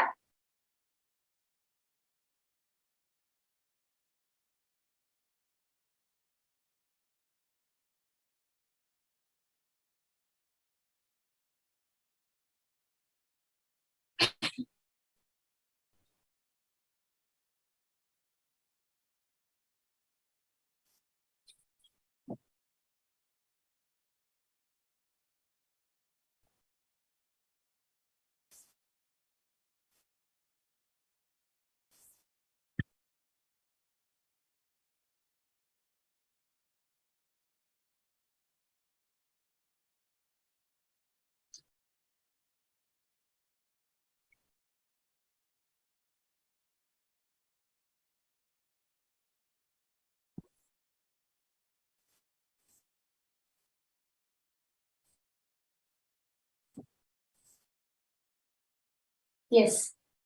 Beautiful. That was an amazing station. The power of third and Mahaviraja. And With this, we will now be concluding the power manifestation session.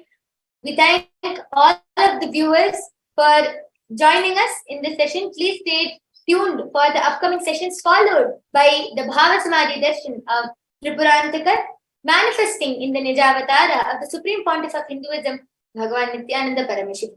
So with this, we would like to conclude this session. Thank you, Nityananda.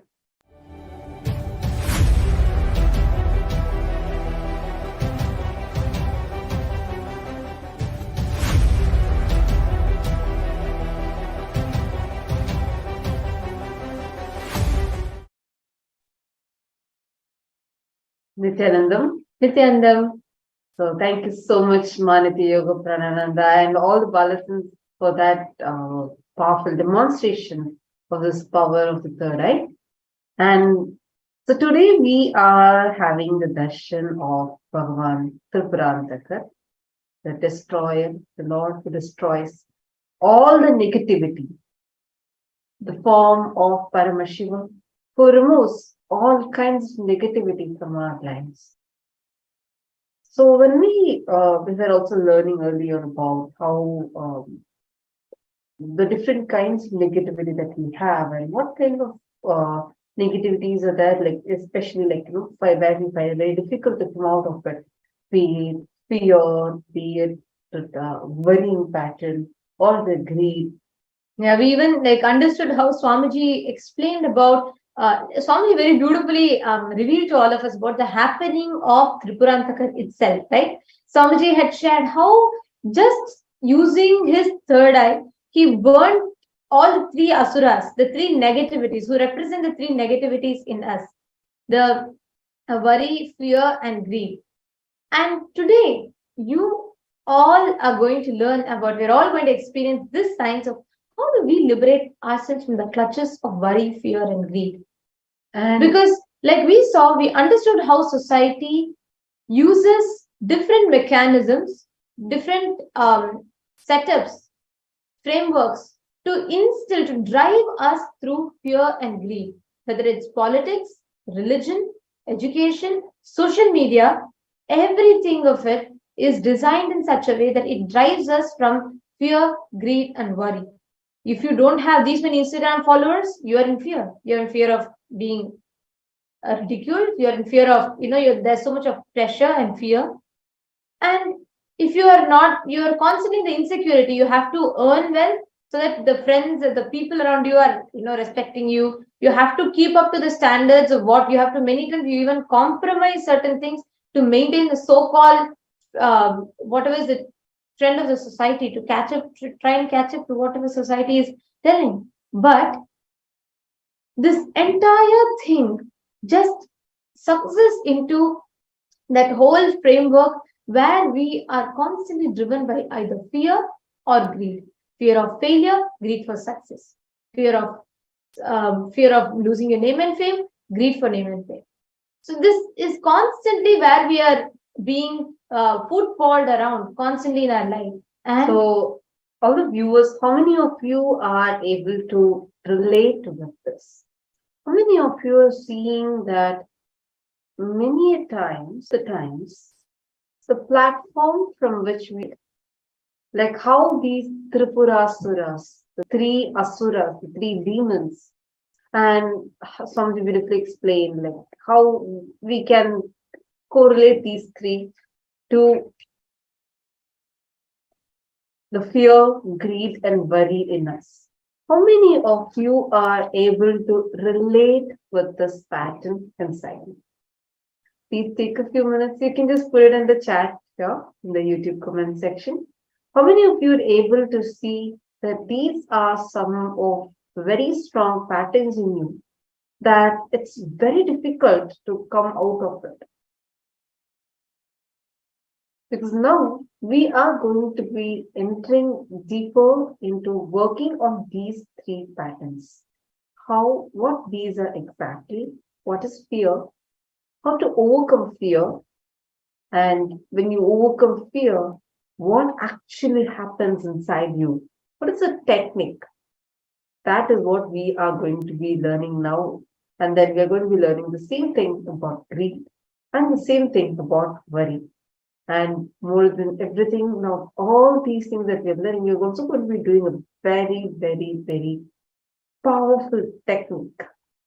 So now let's all get ready. Let's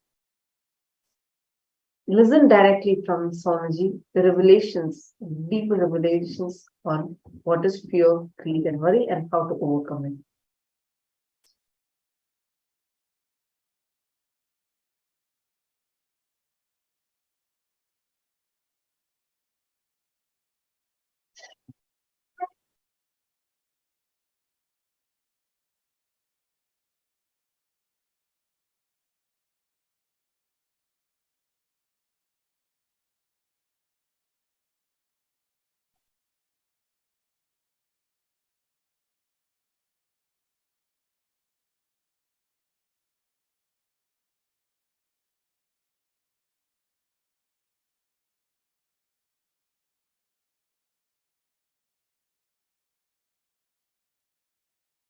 Sorry for the technical glitch. I think we're facing a small technical glitch.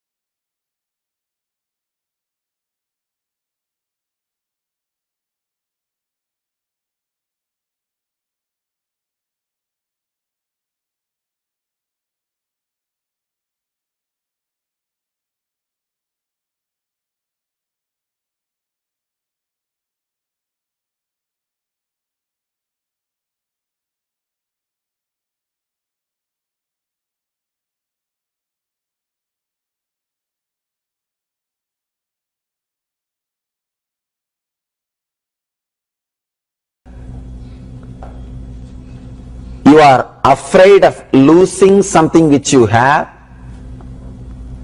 or afraid of no confidence to achieve something which you want to have. The fight between your potentiality and your negative approach about your future. Understand? I'm using too big sentence.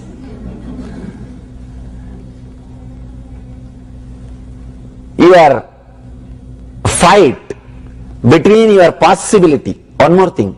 If you are sure that you don't have possibility, you don't have potentiality, you will not have fear. Fear is the fight between the faith or belief which you are having that you are capable and the negative idea about your future. It is almost like you fighting with your positive and negative energies. If you are very sure you don't have potentiality, you can't achieve, you won't have fear. If you are very sure you are going to achieve, you won't have fear. If you are very sure you are going to achieve, you won't have fear. If you are very sure you can't achieve, you won't have fear. It is a fight between these two, dilemma. That is what we call fear. Fear can happen only with what you can comprehend with your logic. You are not afraid that you will not become Bill Gates. No. Are you getting frightened every day that you are not going to become Bill Gates? No. But you are afraid that you will not become like your brother. You are afraid that you will not become somebody who is closer to you, your goal. With Bill Gates you are very clear, you can't become that. But with your immediate goals, you have the possibility. Understand? Possibility creates fear. It means what? Fear life. Are you afraid that you can't live on the planet Earth more than 300 years? No. But you are always afraid that you may not live more than 70, 80 years.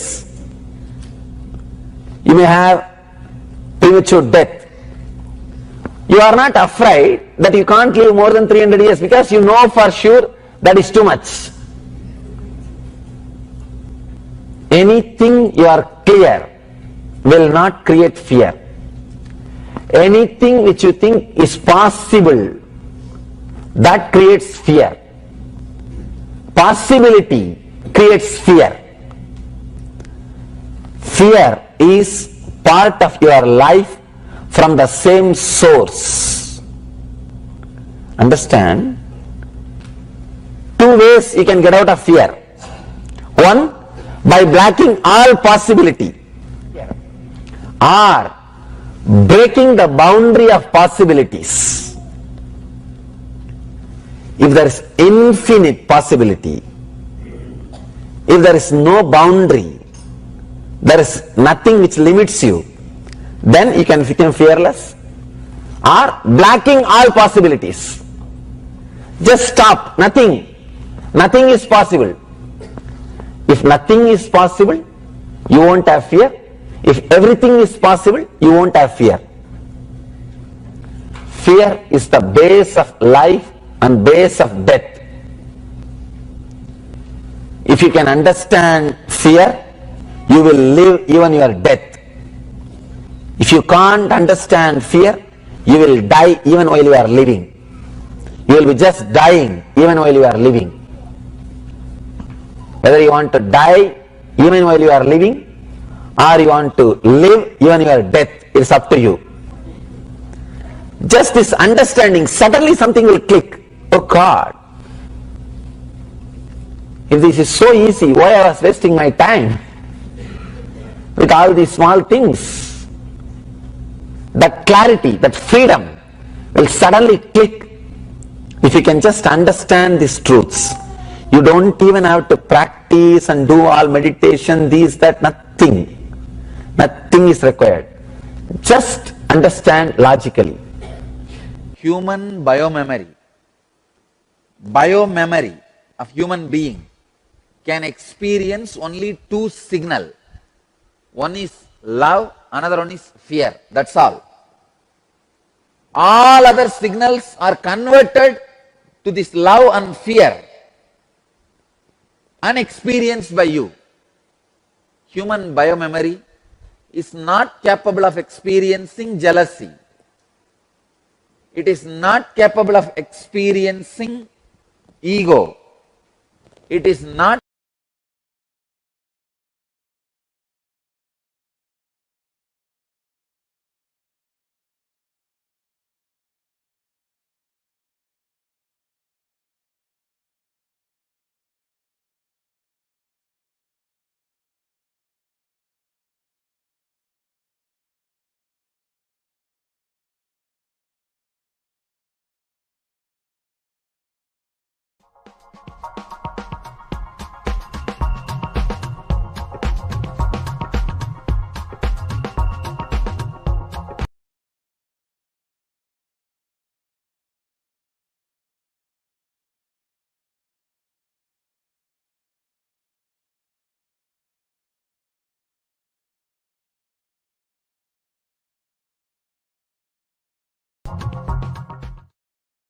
unattached to the modes of material nature. Means, see that material nature is to drive you with the fear or greed. It is very nature of the matter you are carrying, not just the matter of nature which is driving you. Because you are carrying the body, you can be driven only by fear and greed. It is not just the driver's mistake, it is a vehicle's mistake also. The vehicle, your body itself is a matter. Just 2 days before, I was discussing with some of our ashramites about these administration rules. That time I was sharing an important insight which I wanted to share with all of you.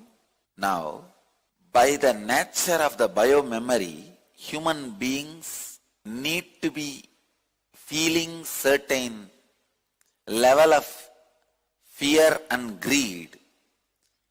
If you don't even provide that much of material for them to be afraid of something and to be greedy of something, they will feel so empty inside. They will create unnecessary phobias. Height of fear. Suddenly something will happen. The unnecessary, reasonless, causeless phobias settle in your system if enough fear and greed is not supplied to your basic biomemory. By your nature, just because you are carrying a human body which is programmed with fear and greed, certain amount of fear and greed is required even to drive you. That becomes survival necessity. The administration is supposed to take care. You don't create the fear and greed in everybody the same level. No. There are some people, a little bit of fear and greed is enough. They will be full, they will run, start driving. There are some people, maybe more fear and greed is required for them to run. Some people who need more fear and greed, if you give them less fear and greed, they are in danger. Now they will start creating unnecessary phobias. Please understand. Many of your unnecessary phobias are created when you try to protect yourself from the basic amount of fear and greed which is required to run your life. I have seen many people. They try to protect themselves from the basic fear and greed which is needed to run their life without purifying their biomemory. If you purify your biomemory by actions, karma, and evolve, then move out of fear and greed, nothing wrong. You will be liberated. But without making your biomemory mature, if you try to move out of fear and greed, I can give you this one example. People who leave everything and go for Parivrajaka, Yatra, Agori lifestyle, Nagas.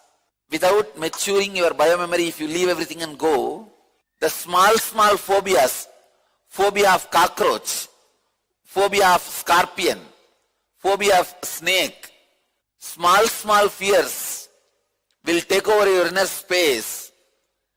You will develop unnecessary phobias. I have seen there was a sadhu who had phobia about rivers. See, if you go near a river and have a fear that suddenly some flood may come, I will be flooded, that is okay.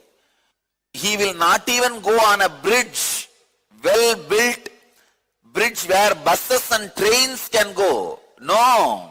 Forget about going on a bridge. He will not even see the river from the distance. How many phobias are there? God. When I read the list, I got the phobia of phobias. Phobias are pseudo fear, perverted fear, like how pornography is perverted lust. Phobias are perverted fears. Never pornography lust can be transformed because it is perverted. It is impossible to transform it. Nor the phobias can be cleared because it is perverted.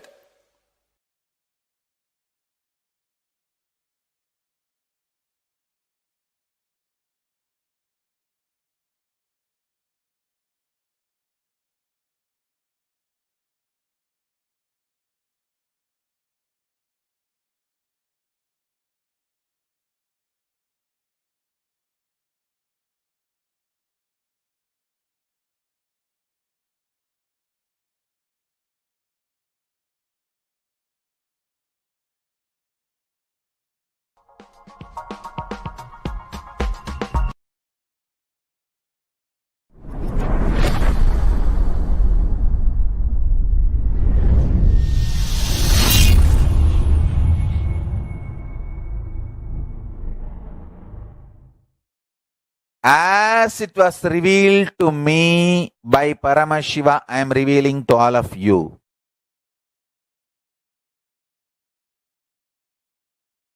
And Paramashiva is fortunately not only protecting me, empowered me with a proper protection where I can go on revealing all these truths to all of you. Listen. Your conscience is extremely powerful, capable. All internal, external dependency is stupid ideas. There is nothing on which internally, externally you need to be dependent other than the pure consciousness which is in you.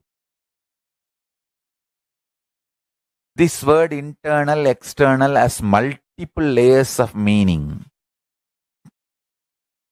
Neither inner fulfillment which you think as joy, nor external needs which you think as money, pleasure, power, relationship, protection, security, nothing for anything. You don't need to be dependent or centered on anything else other than Paramashiva, the super consciousness which resides in you. And I tell you, the more and more you start internalizing, meditating on this truth, start completing all the fears and greed provoked in you when I am sharing this truth. See, when I share this truth, immediately, no, this is impractical. I need this. I need that. I need this. All kinds of fear and greed is provoked in you. All this fear and greed flares up in you. Settle down, relax, calm down. One by one, list down the fear and greed which insists and makes you believe internal, external dependencies are required other than Paramashiva. Sit. Have matured conversation with yourself. Having matured conversation with yourself is called Dharana. Dharana means having matured conversation with yourself. When I am giving this powerful cognition, you do not need to depend on anything else externally other than Paramashiva. Centered on the consciousness internally, externally. For everything need or anything. How your fears, insecurities, greed all flares up. Sit and pen down. I am not saying go and resign your job immediately. Go and divorce your husband or wife or immediately. I am not saying any of that. I am only saying when I give this great truth, how the internal churning happens, shivering happens. Pen down. What all the terrible fears, greed, insecurity is kindled in you.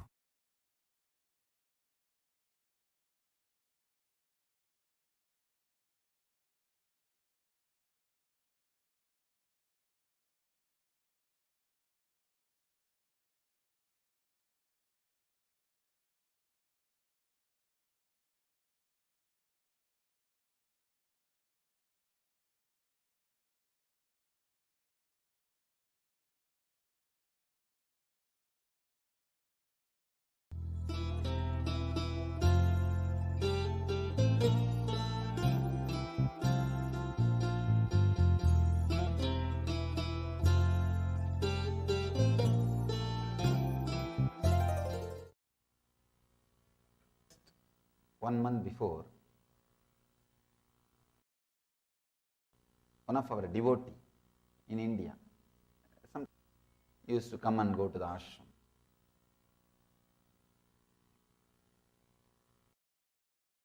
Usually I don't see or look into the minds of the people. Only when they ask me to guide them, only when they request me sincerely, Swamiji, please look inside and guide, I try to look inside their mind. Otherwise I never look inside because I respect their privacy. And who wants to look all the junk? One, I respect the privacy. The other one, who wants to look inside all the junk? So,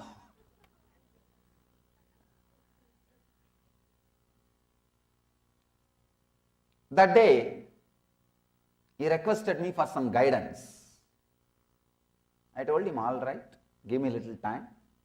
I'll just see whatever is going on inside your mind, then guide you. He was in a big trouble. The trouble is,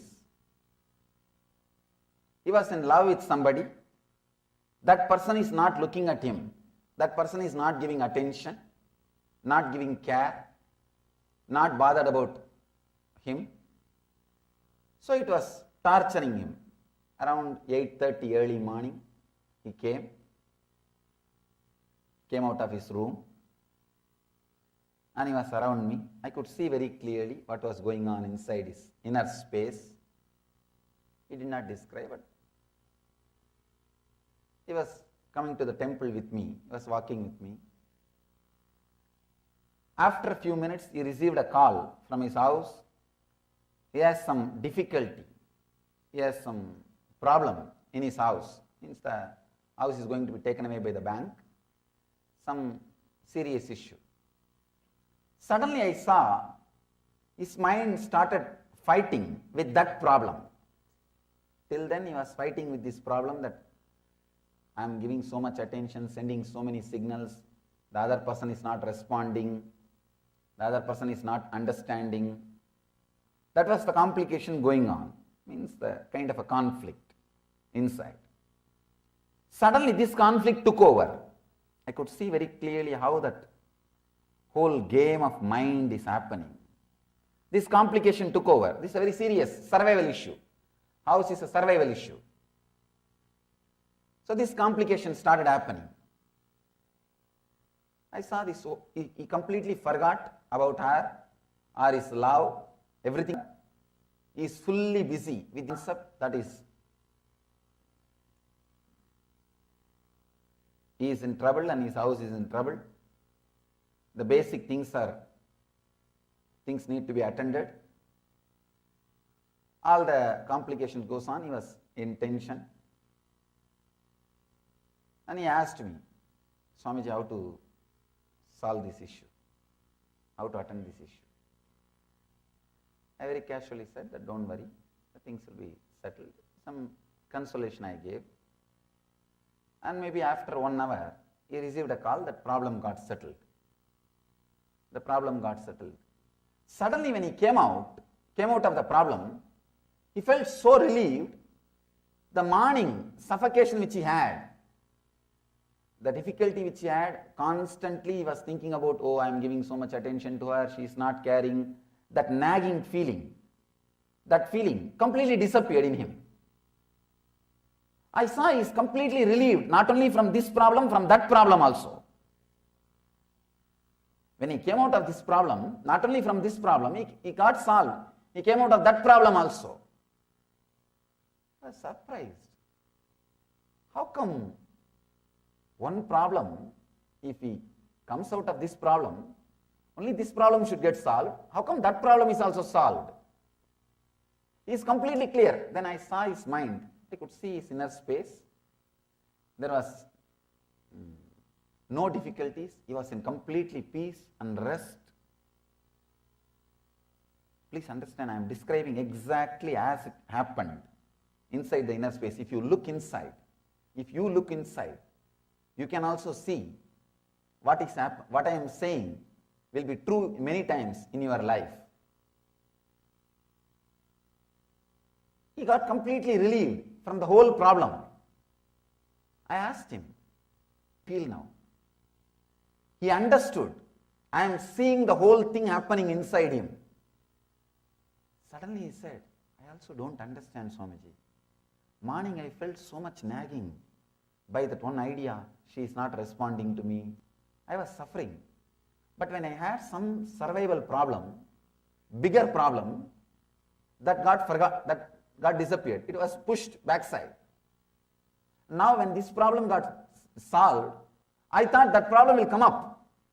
Now I'll pick up that problem. But it's not happening. Once this problem is solved, I'm completely at ease, at peace. I don't know how. Please understand, the whole thing, every moment, your idea about pain, your idea about pleasure, your idea about joy, your idea about love gets changed. If a new wave comes, you don't know what that new wave will make, what changes it will make inside you. If some other wave comes, you don't know what changes that wave will make inside you.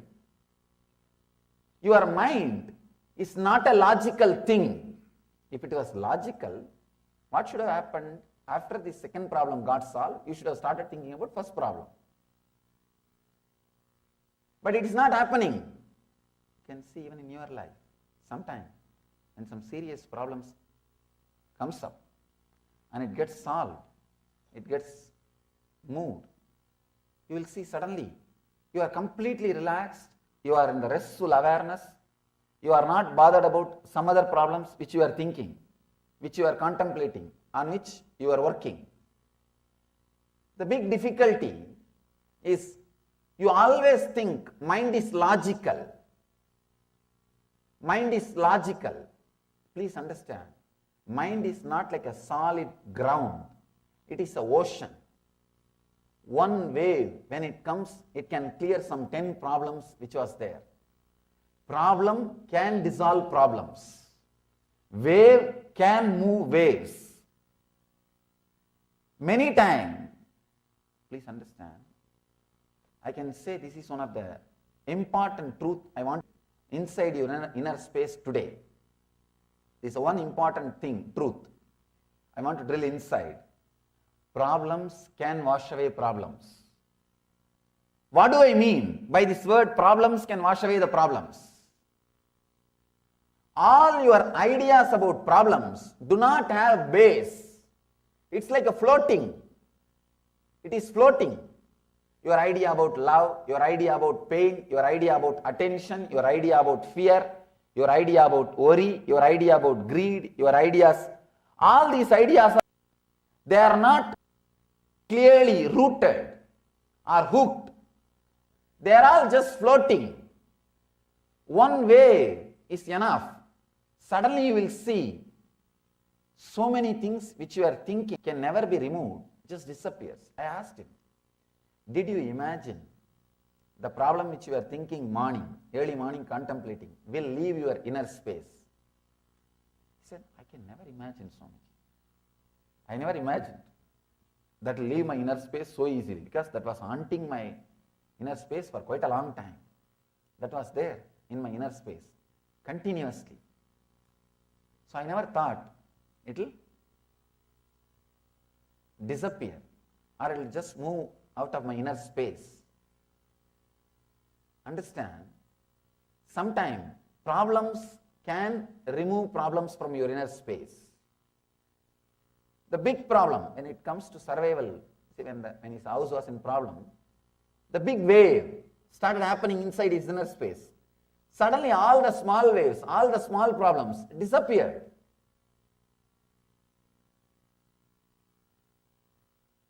If you look inside, actually if you observe how your mind works, if you understand what I said now, this one big problem raising and suddenly all the small problems disappearing, when the big problem is also solved, you are completely in peace. Even the small problems are not there anymore, even though you have not solved it. See, this guy, his only first big problem got sorted out. The small problems did not get sorted out. He did not solve the small problems. The small problems did not disappear. It's not that she started responding to him, or he feels that she is now ready, or she is responding. Nothing. The second problem is there. That small problem is there. But suddenly it has no power over him.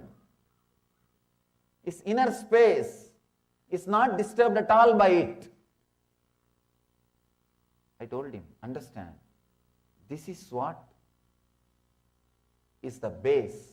This is what is the basic understanding which you need to know. This understanding will completely liberate you. Your respect for mind will be lost.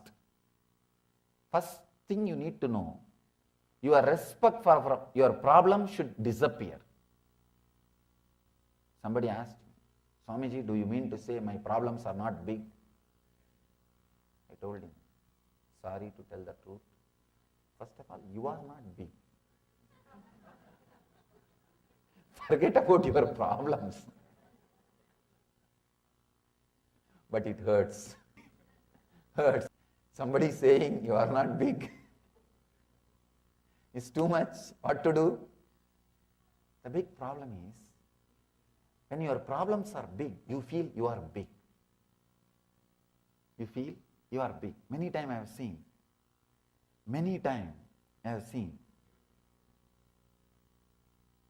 In those days, whenever people come, I used to tell them, hey, stay some time here and live around.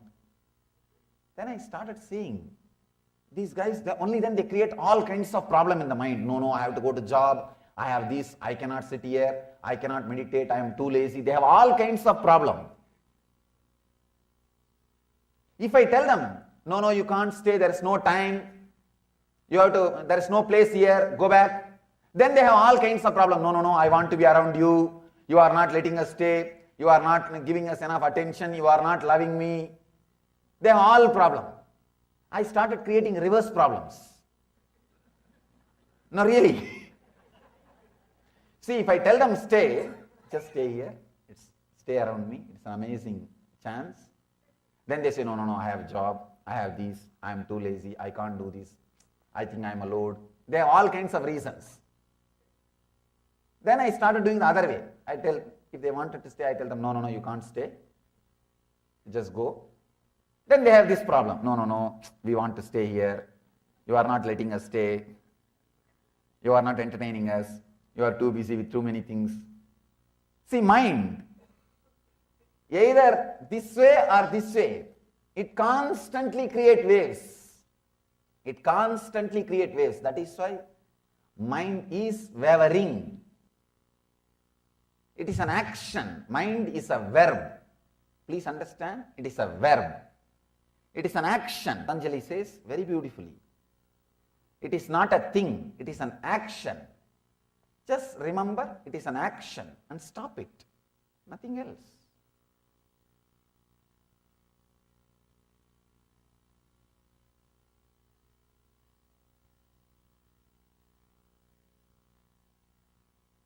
I told him, now do you understand the value of the mind? He says, sure, Swamiji.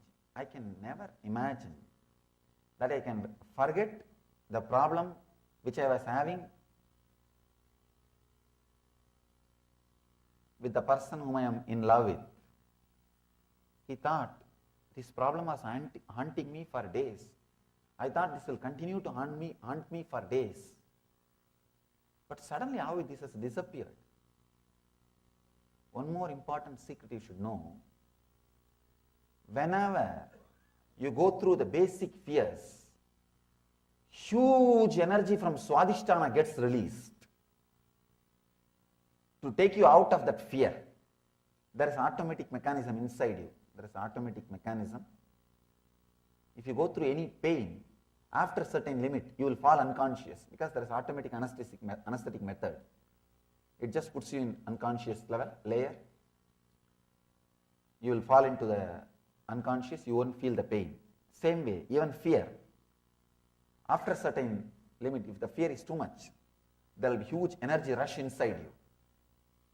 That energy rush is intelligent enough to push all other pains, all other sufferings, all other thoughts, all other problems. Understand the key. First key you need to understand. First truth you need to understand. Your problems are not as you think. They are neither permanent nor impermanent as you think. If you think they are impermanent, they are not impermanent as you think. If you think they are permanent, they are not permanent as you think. Your ideas about your problems are not right. This is the first understanding I want you to know. The first understanding. Because many times, any other simple problem, you will forget about this whole thing. You will forget about this whole thing.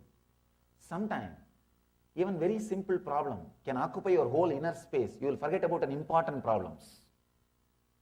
You are just too busy with the cock and bull stories. And the important things are...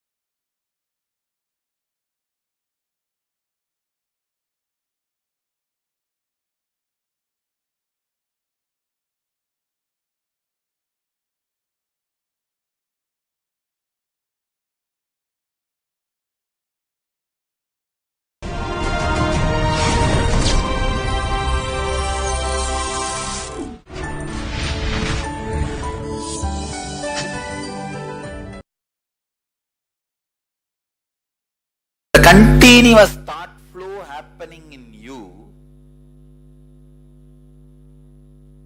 even though you don't want to have it, is worrying.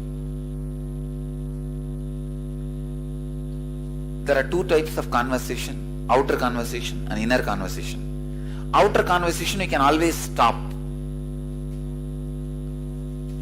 Understand? Outer conversation creates your identity in the outer world.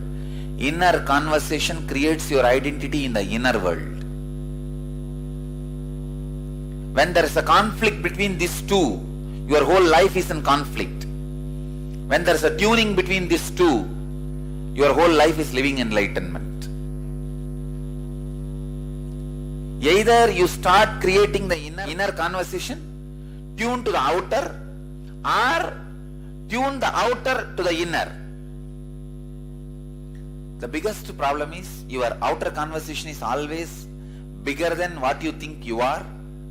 Inner conversation is always lower than what you think you are.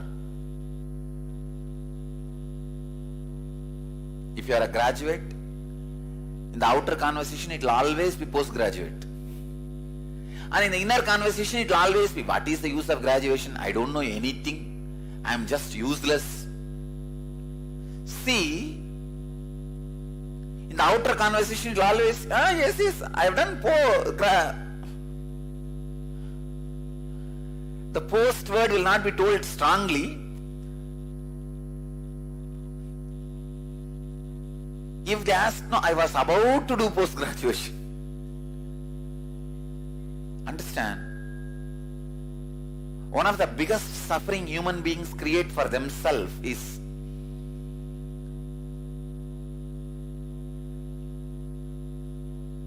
the outer decision not being in tune.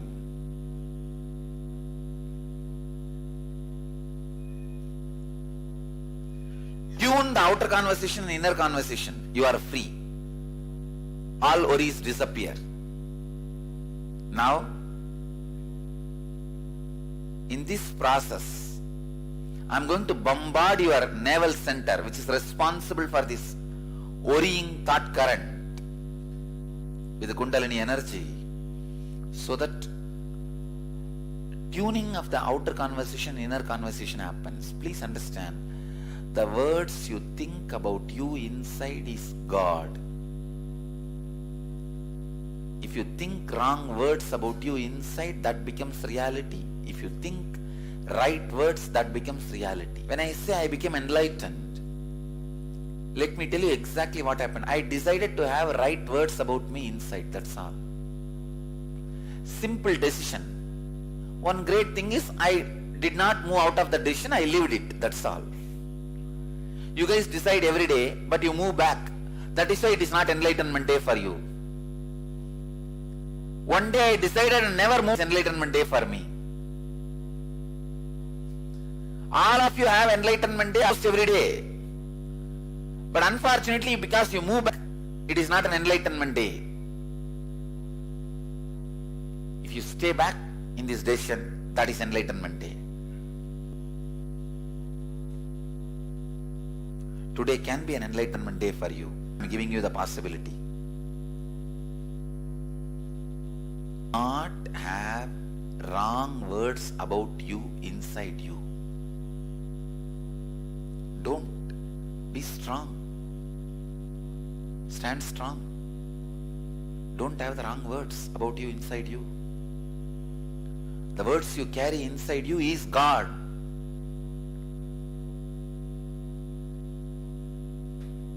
One of my biggest successes, never ever I carried a single word thrown towards me by media about me inside me. Media was able to convince the whole world I am a wrong person, bad person, but they are not able to convince me even for a moment I am a bad person. That is my success. You can accumulate. Strength will naturally straighten your whole being. Today can be a greatest liberation moment for you.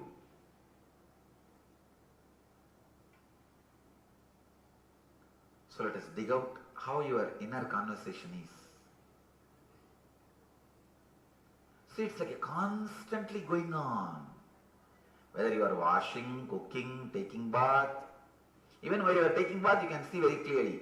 Inside you are talking, I should take up this job and per year I will make $1 million and in 2 years I will buy a house.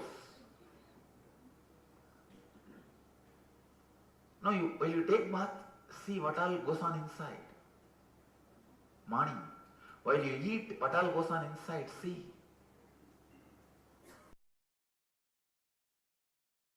Don't analyze or judge the thoughts as good or bad. Just pen down whatever comes up. Write down all the things you worry about in your life.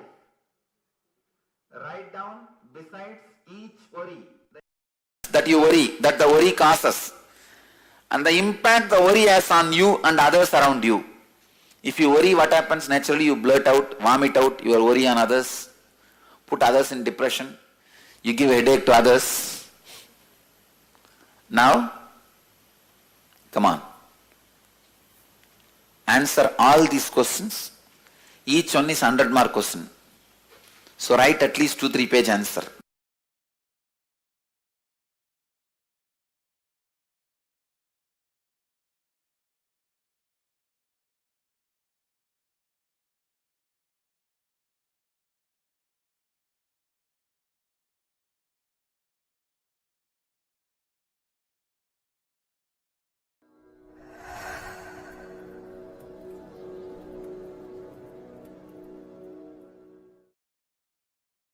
I will not hide. I will not lie. I will not bother about the after effects. I will not be afraid. No fear, no greed. Keeping Nandi as a witness. Kala Bhairava as a witness. I'll reveal the truths about Kailasa as it is, as they revealed it to me. Kailasa. It's a pure bright space. No day, no night. There is no time in Kailasa. Kailasa is beyond time. Understand? Even if you miss this great truth, Kailasa, the purest extreme light. No time. There is no time in Kailasa. No time zone. It's a pure consciousness. Even if you meditate on this, you will experience Kailasa. I can give you guys the glimpse of Kailasa with the blessings of Paramashiva and Nandi. Nandi is the decision maker who can be allowed in Kailasa, who can get the experience of Kailasa with his blessings. I'll give you the glimpse of Kailasa. Understand the photographs about the Bhumandala, the space. The photographs of space.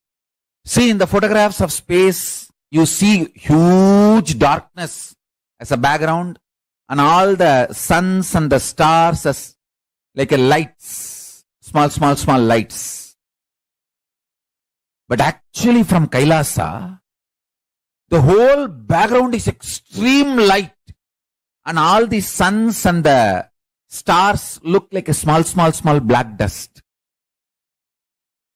Understand? It's the other way. How? In the photographs of the space you see like a huge darkness and all the stars and suns look like a light. It's actually the other way. In Kailasa, complete light and the stars and suns look like a small dust of darkness. Means trillions of time brighter light than the sun and the stars is the Kailasa. The pure Tejas. I tell you, even if you meditate on the Tejas of Kailasa space, your third eye will be awakened, you will start manifesting powers.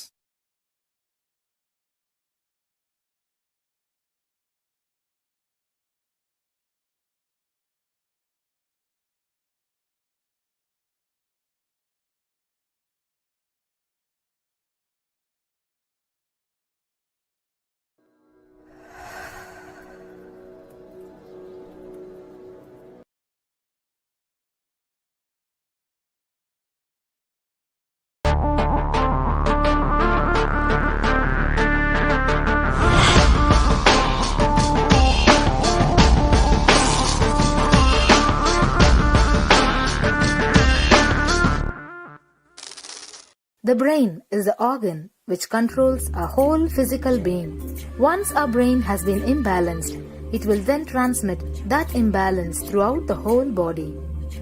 Thought forms are pure energy that have the ability to influence people and everyday events in life. According to science, our brains generate an electromagnetic field which may be measured by such instruments as an encephalograph. This electromagnetic field is generated by the brain every time we think, and as our mind is never still, we may be compared to perpetual power generators. Fear produces nervous disorders. Anger produces headaches and violence. Confused thoughts produce congestion and ill health. Depression causes cancer, tumors, mental diseases, and lowering of the immune system, causing death through own willpower. Our thoughts generate intricate energy patterns which can be detected by sensitive equipment and seen by clairvoyant individuals. These energy patterns are known as thought forms. Surprisingly, thought forms are shaped by the thoughts themselves. Each of us creates hundreds of thought forms every hour and release them into the environment. Although we cannot see them, the thought forms have as real an existence as any other form of energy. Others' thought forms and a continuous energetic exchange happens between people about which we are usually unaware. This also explains why we sometimes take a sudden liking or dislike to a certain person directly on meeting them. We just catch their vibes. Unclutching is a guide for equanimity and enlightenment. Thoughts are like bubbles in a fish tank. Just as bubbles in a fish tank rise from the bottom, our thoughts also rise in the same manner. When one bubble comes and reaches the surface of the water, the next bubble starts and the third bubble starts. Because the bubbles are rising at high speed, they look like a continuous stream. But our mind is not a continuous stream. There is always a gap between two thoughts. Like the bubbles, we also experience a neutral space between two thoughts. This neutral space between two thoughts is our original state, the pure silence. It is a state of pure consciousness, the state of God. Since the gap or the neutral space between two thoughts is too small, we think all thoughts are connected and form a shaft. But there is always a gap between two thoughts. In the forest of northern India, the hunters trap the birds using a trap. They tie a rope between two trees. The rope is a shaft that we create by connecting two thoughts. In the middle of the rope, they secure a wooden stick. The stick is our mind. The rope is tied at the midpoint of the stick. When a bird comes and sits on the stick, the bird's own weight turns the whole stick upside down. It turns topsy-turvy. The moment it turns upside down and loses its sense of balance, it feels totally shaken and tightens its grip on the stick. It simply holds on to the stick as if its life depends on it. Similarly, we connect thoughts and form a shaft out of it and live in the fear that if we drop our mind, we might be lost. We might lose our identity. Because it is hanging upside down, it thinks, if I unclutch from this stick, I will fall and die. It's similar to the fear that if we start trusting that we are unconnected, unclutched, independent and illogical thoughts, we might be lost. If the bird lets go and relaxes, it may flutter to balance for a moment or two. When it leaves the stick, maybe for a few seconds, it will fall, but then it will adjust itself and start flying. In the same way, we hold on to whatever we think is our identity and security, our education, our mind, our life, our relationships, or our bank balance. Ultimately comes to remove the stick that is our identity. Just like the bird, we don't realize that if we drop our mind, at that moment we can become a Paramahamsa. That very moment we can be liberated.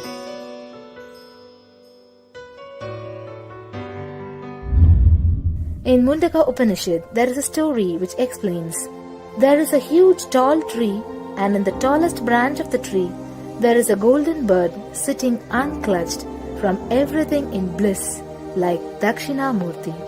In the lower level branch, there is a small bird which jumps from here and there to various branches eating fruits.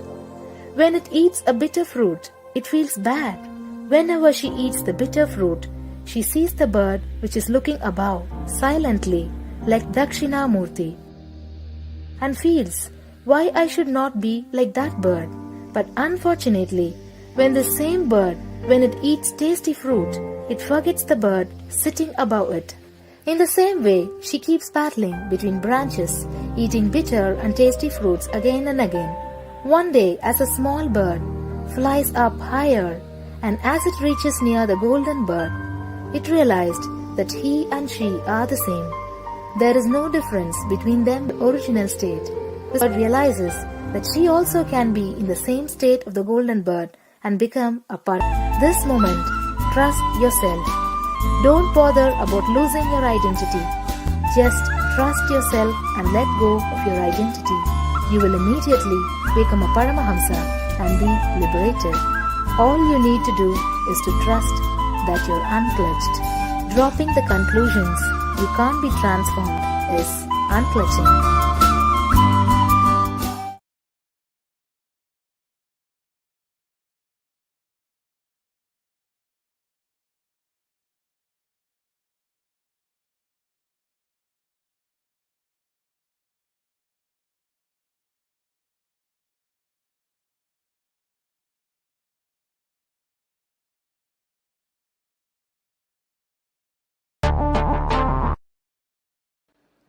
First, unclutching from your outer world means when you have problems related to name, fame, money, if you unclutch, please understand, I am not saying you need to lose that money, name and fame. No.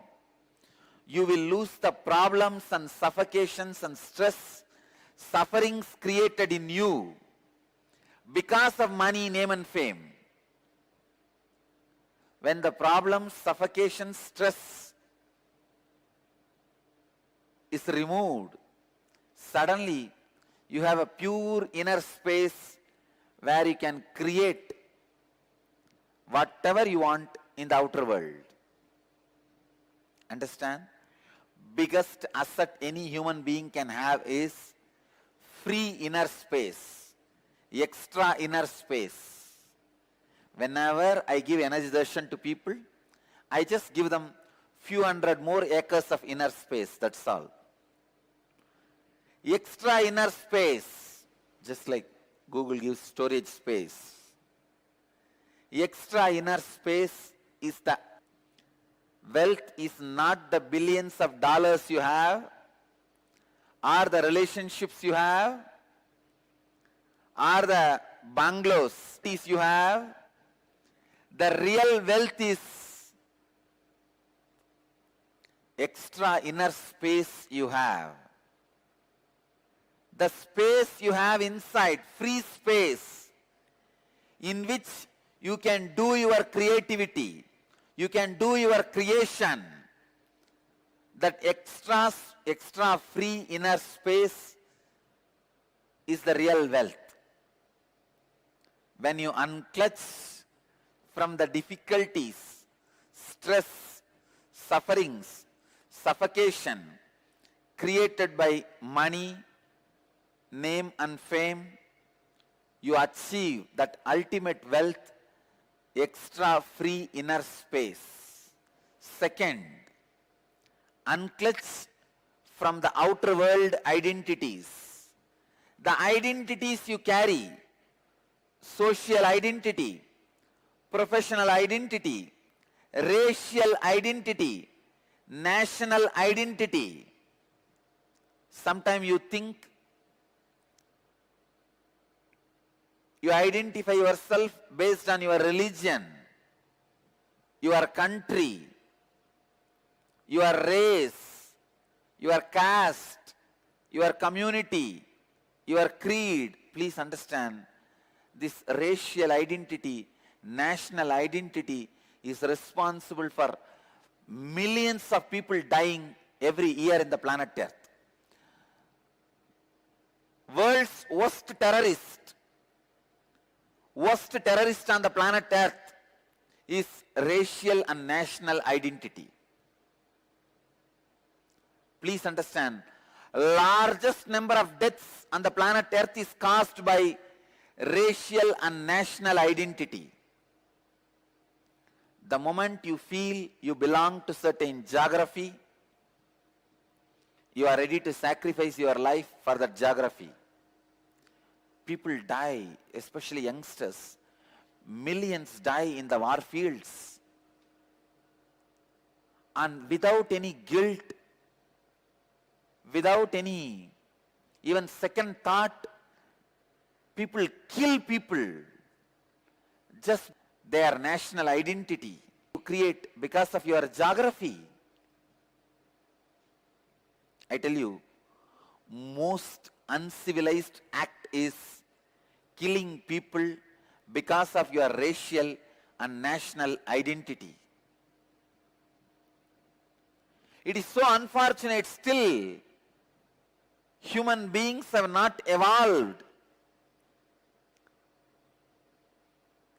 from that low conscious of killing people, destroying people because of racial and national identity. Same way, the racial identity is responsible for all religious and communal terrorism.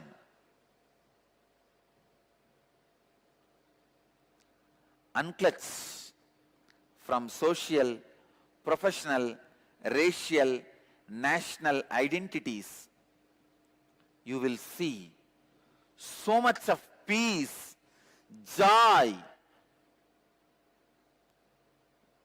bliss happening in you. Universal intelligence awakens in you the moment you unclutch from low-level identities. The moment you unclutch from racial, national identities, immediately the universal intelligence awakens in you. Third, unclutching. Unclutching from thoughts, verbalization and visualization happening inside.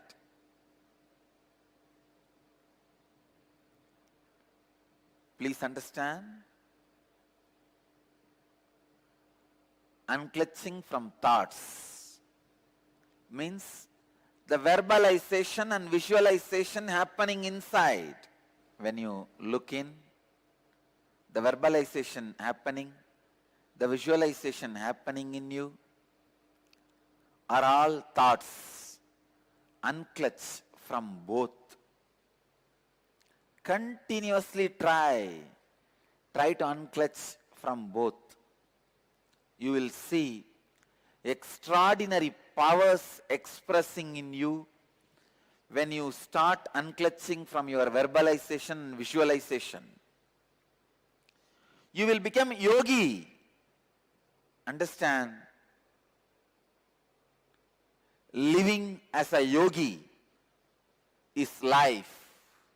Unclutch from verbalization and visualization. Whenever you remember the verbalization happening in you constantly, the words moving, or the visualization happening in you, the ideas happening in you, unclutch from that. Even the boredom, feeling bored, restless, is also one more thought, one more verbalization, one more visualization. Unclutch even from that. And fourth level of unclutching. Unclutch from your emotions, pain and pleasure. Let me tell you from my own experience. When I fell from the horse during the horse riding and fractured my hand, just all I need to do is unclutching from that pain. I could see very clearly body was healing at least 5 times more faster than normal speed of healing. I tell you, I really felt so joyful. I felt so happy for my body. Wow, what a body to live with. Body which does not give you pain, friend who does not give you doubt, wife who does not give you instability, are all rare blessings. Body which does not give you pain is such a joy to live with that body. I know I don't have pain because I received the blessings of many yogis and did many techniques. But when you see that literally in your life as experience, I felt, oh God, what an achievement. I felt such big relief. I tell you, pleasures, not only you are free from it, even your health improves drastically. Fifth, unclutching. Unclutching from the inner world identities like parental conditioning, ahankara and mamakara. Ahankara means the idea you project about yourself to others. Mamakara means the idea you believe about you as you inside you. See, always the idea you project to others about you will be more than what you are. Mamakara. The idea you believe about you in the inner self is always lower than you. Idea you project on others, an idea you project on yourself. This ahamkara and mamakara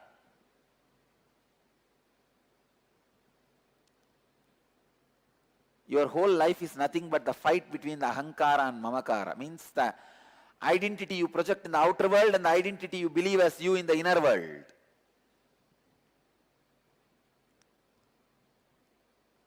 Unclutch from inner world identities, both the identities.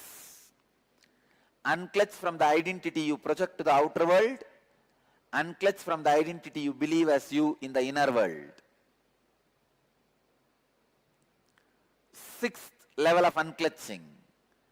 Unclutch from the biomemories. Means the very patterns you are carrying. Pattern of depression, pattern of pain, pattern of irritation, patterns of suffering, patterns of your own ideas. You need to realize the truth. You are not even orphan. Orphan means what? You are alone. Everybody else is your enemy. Here you don't need to realize that you are alone. There is no enemy. You are alone, but there is no enemy. If you are alone, how can there be enemy? Only if there is somebody else, there can be enemies.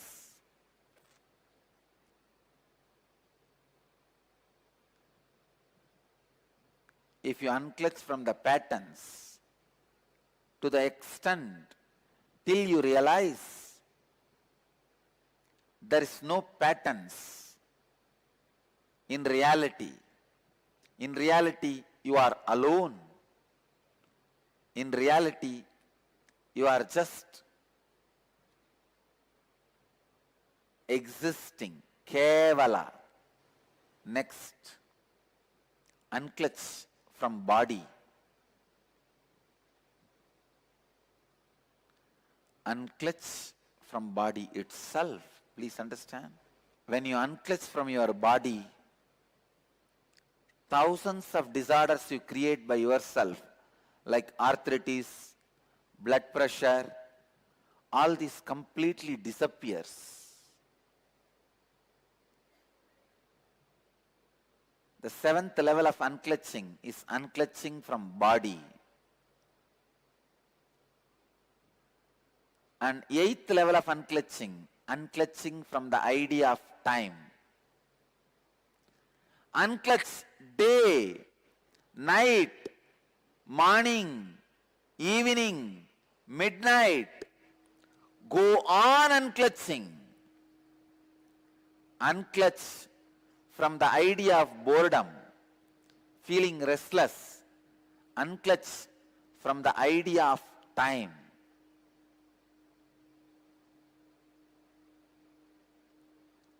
I tell you, time is the greatest myth you are carrying in your life. That is the worst conditioning you are carrying. Actually, there is no such thing as time. Sun rises and sets, moon rises and sets, stars move, planet moves, life moves. That's all. Where is time? You raise, live, disappear. That's all. Where is time? Time is one of the myth like a clothes. Human body does not come with clothes. How many of you remember? I tell you, none of us remember. Human body comes to planet Earth without clothes, goes out without clothes. We think human body comes with clothes and goes with clothes. Just like a cloth, class is the illusion which has become part of your biomemory. Time is an illusion which has become part of your very consciousness itself. So unclutch from the idea of time. Ultimately, the ninth level of unclutching from the very idea I. Unclutch from that very idea I. In every level of unclutching, in every aspect of unclutching, you will experience some new free dimension of you. You will experience some extraordinary experiences or expressions. I tell you, all the auspicious things of life and beyond life is achieved just by this one process, unclutching. Just by this one technique, unclutching. Just this one technique, unclutching. These 9 levels of unclutching, the 9th level is unclutching from the very idea I. The I. The very idea I is the source of everything you experience, you perceive. Unclutching from that very source, the idea of I. You can start in these 9 levels, any one level. Because of the benefits and experiences you will have, simply you will move to next level and experience all 9 levels.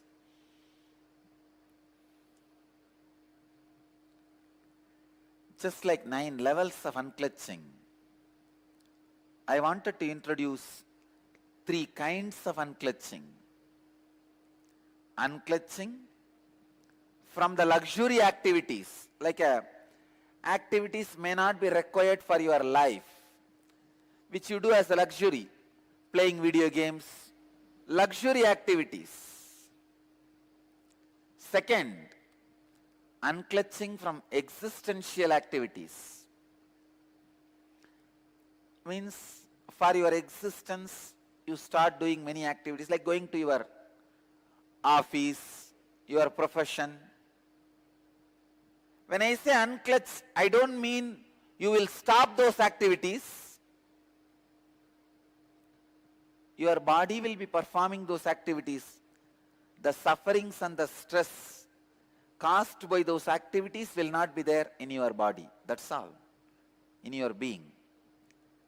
Third, unclutching from the survival activities. Even the basic survival activity like a food, eating, sleeping, unclutching, even from those things. When you unclutch from the survival activities, please understand, I am not saying you will stop eating.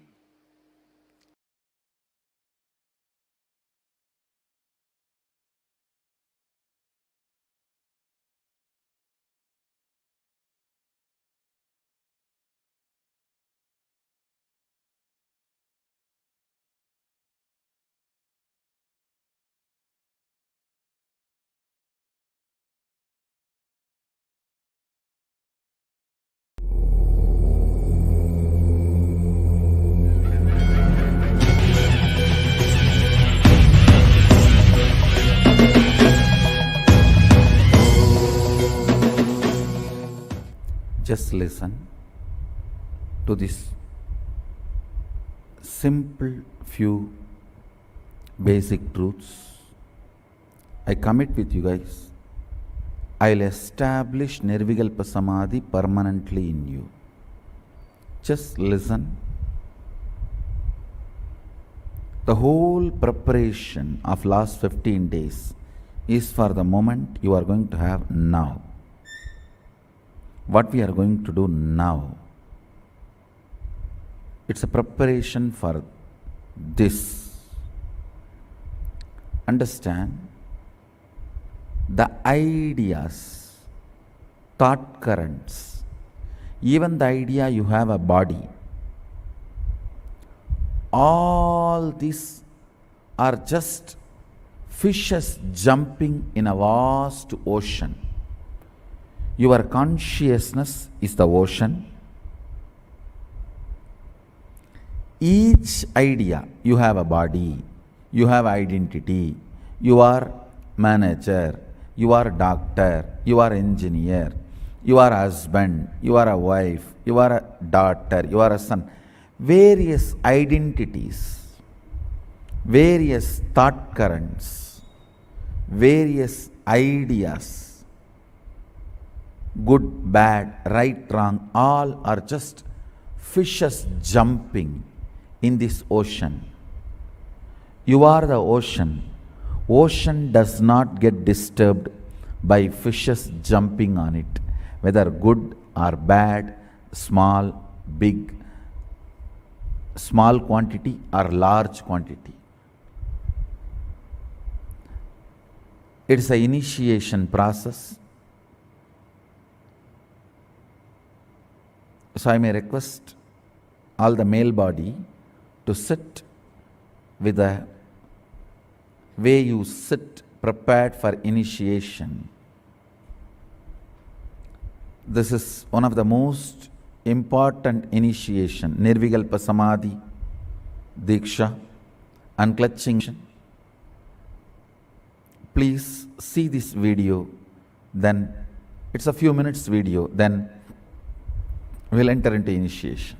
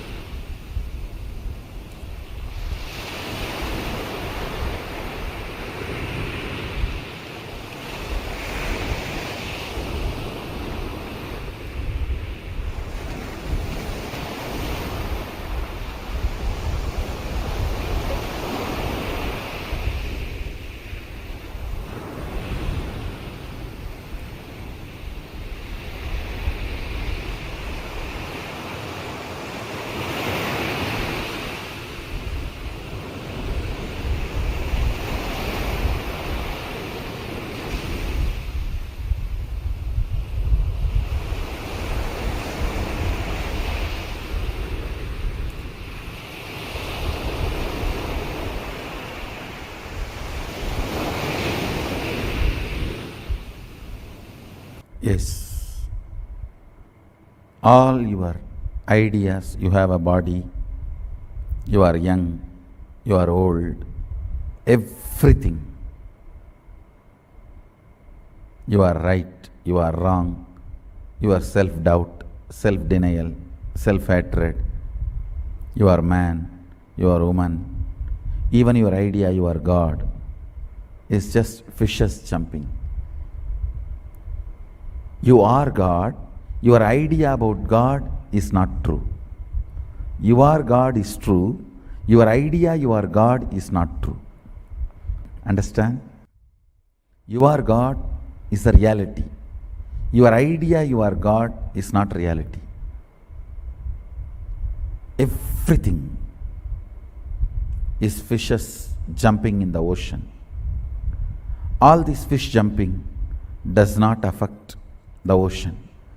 Now sit as an ocean, seeing all your fishes jumping. Everything. The idea you have about you, the idea you have about me, idea you have about life, God, body, mind, good, bad, everything is just fishes jumping. Sit straight, close your eyes.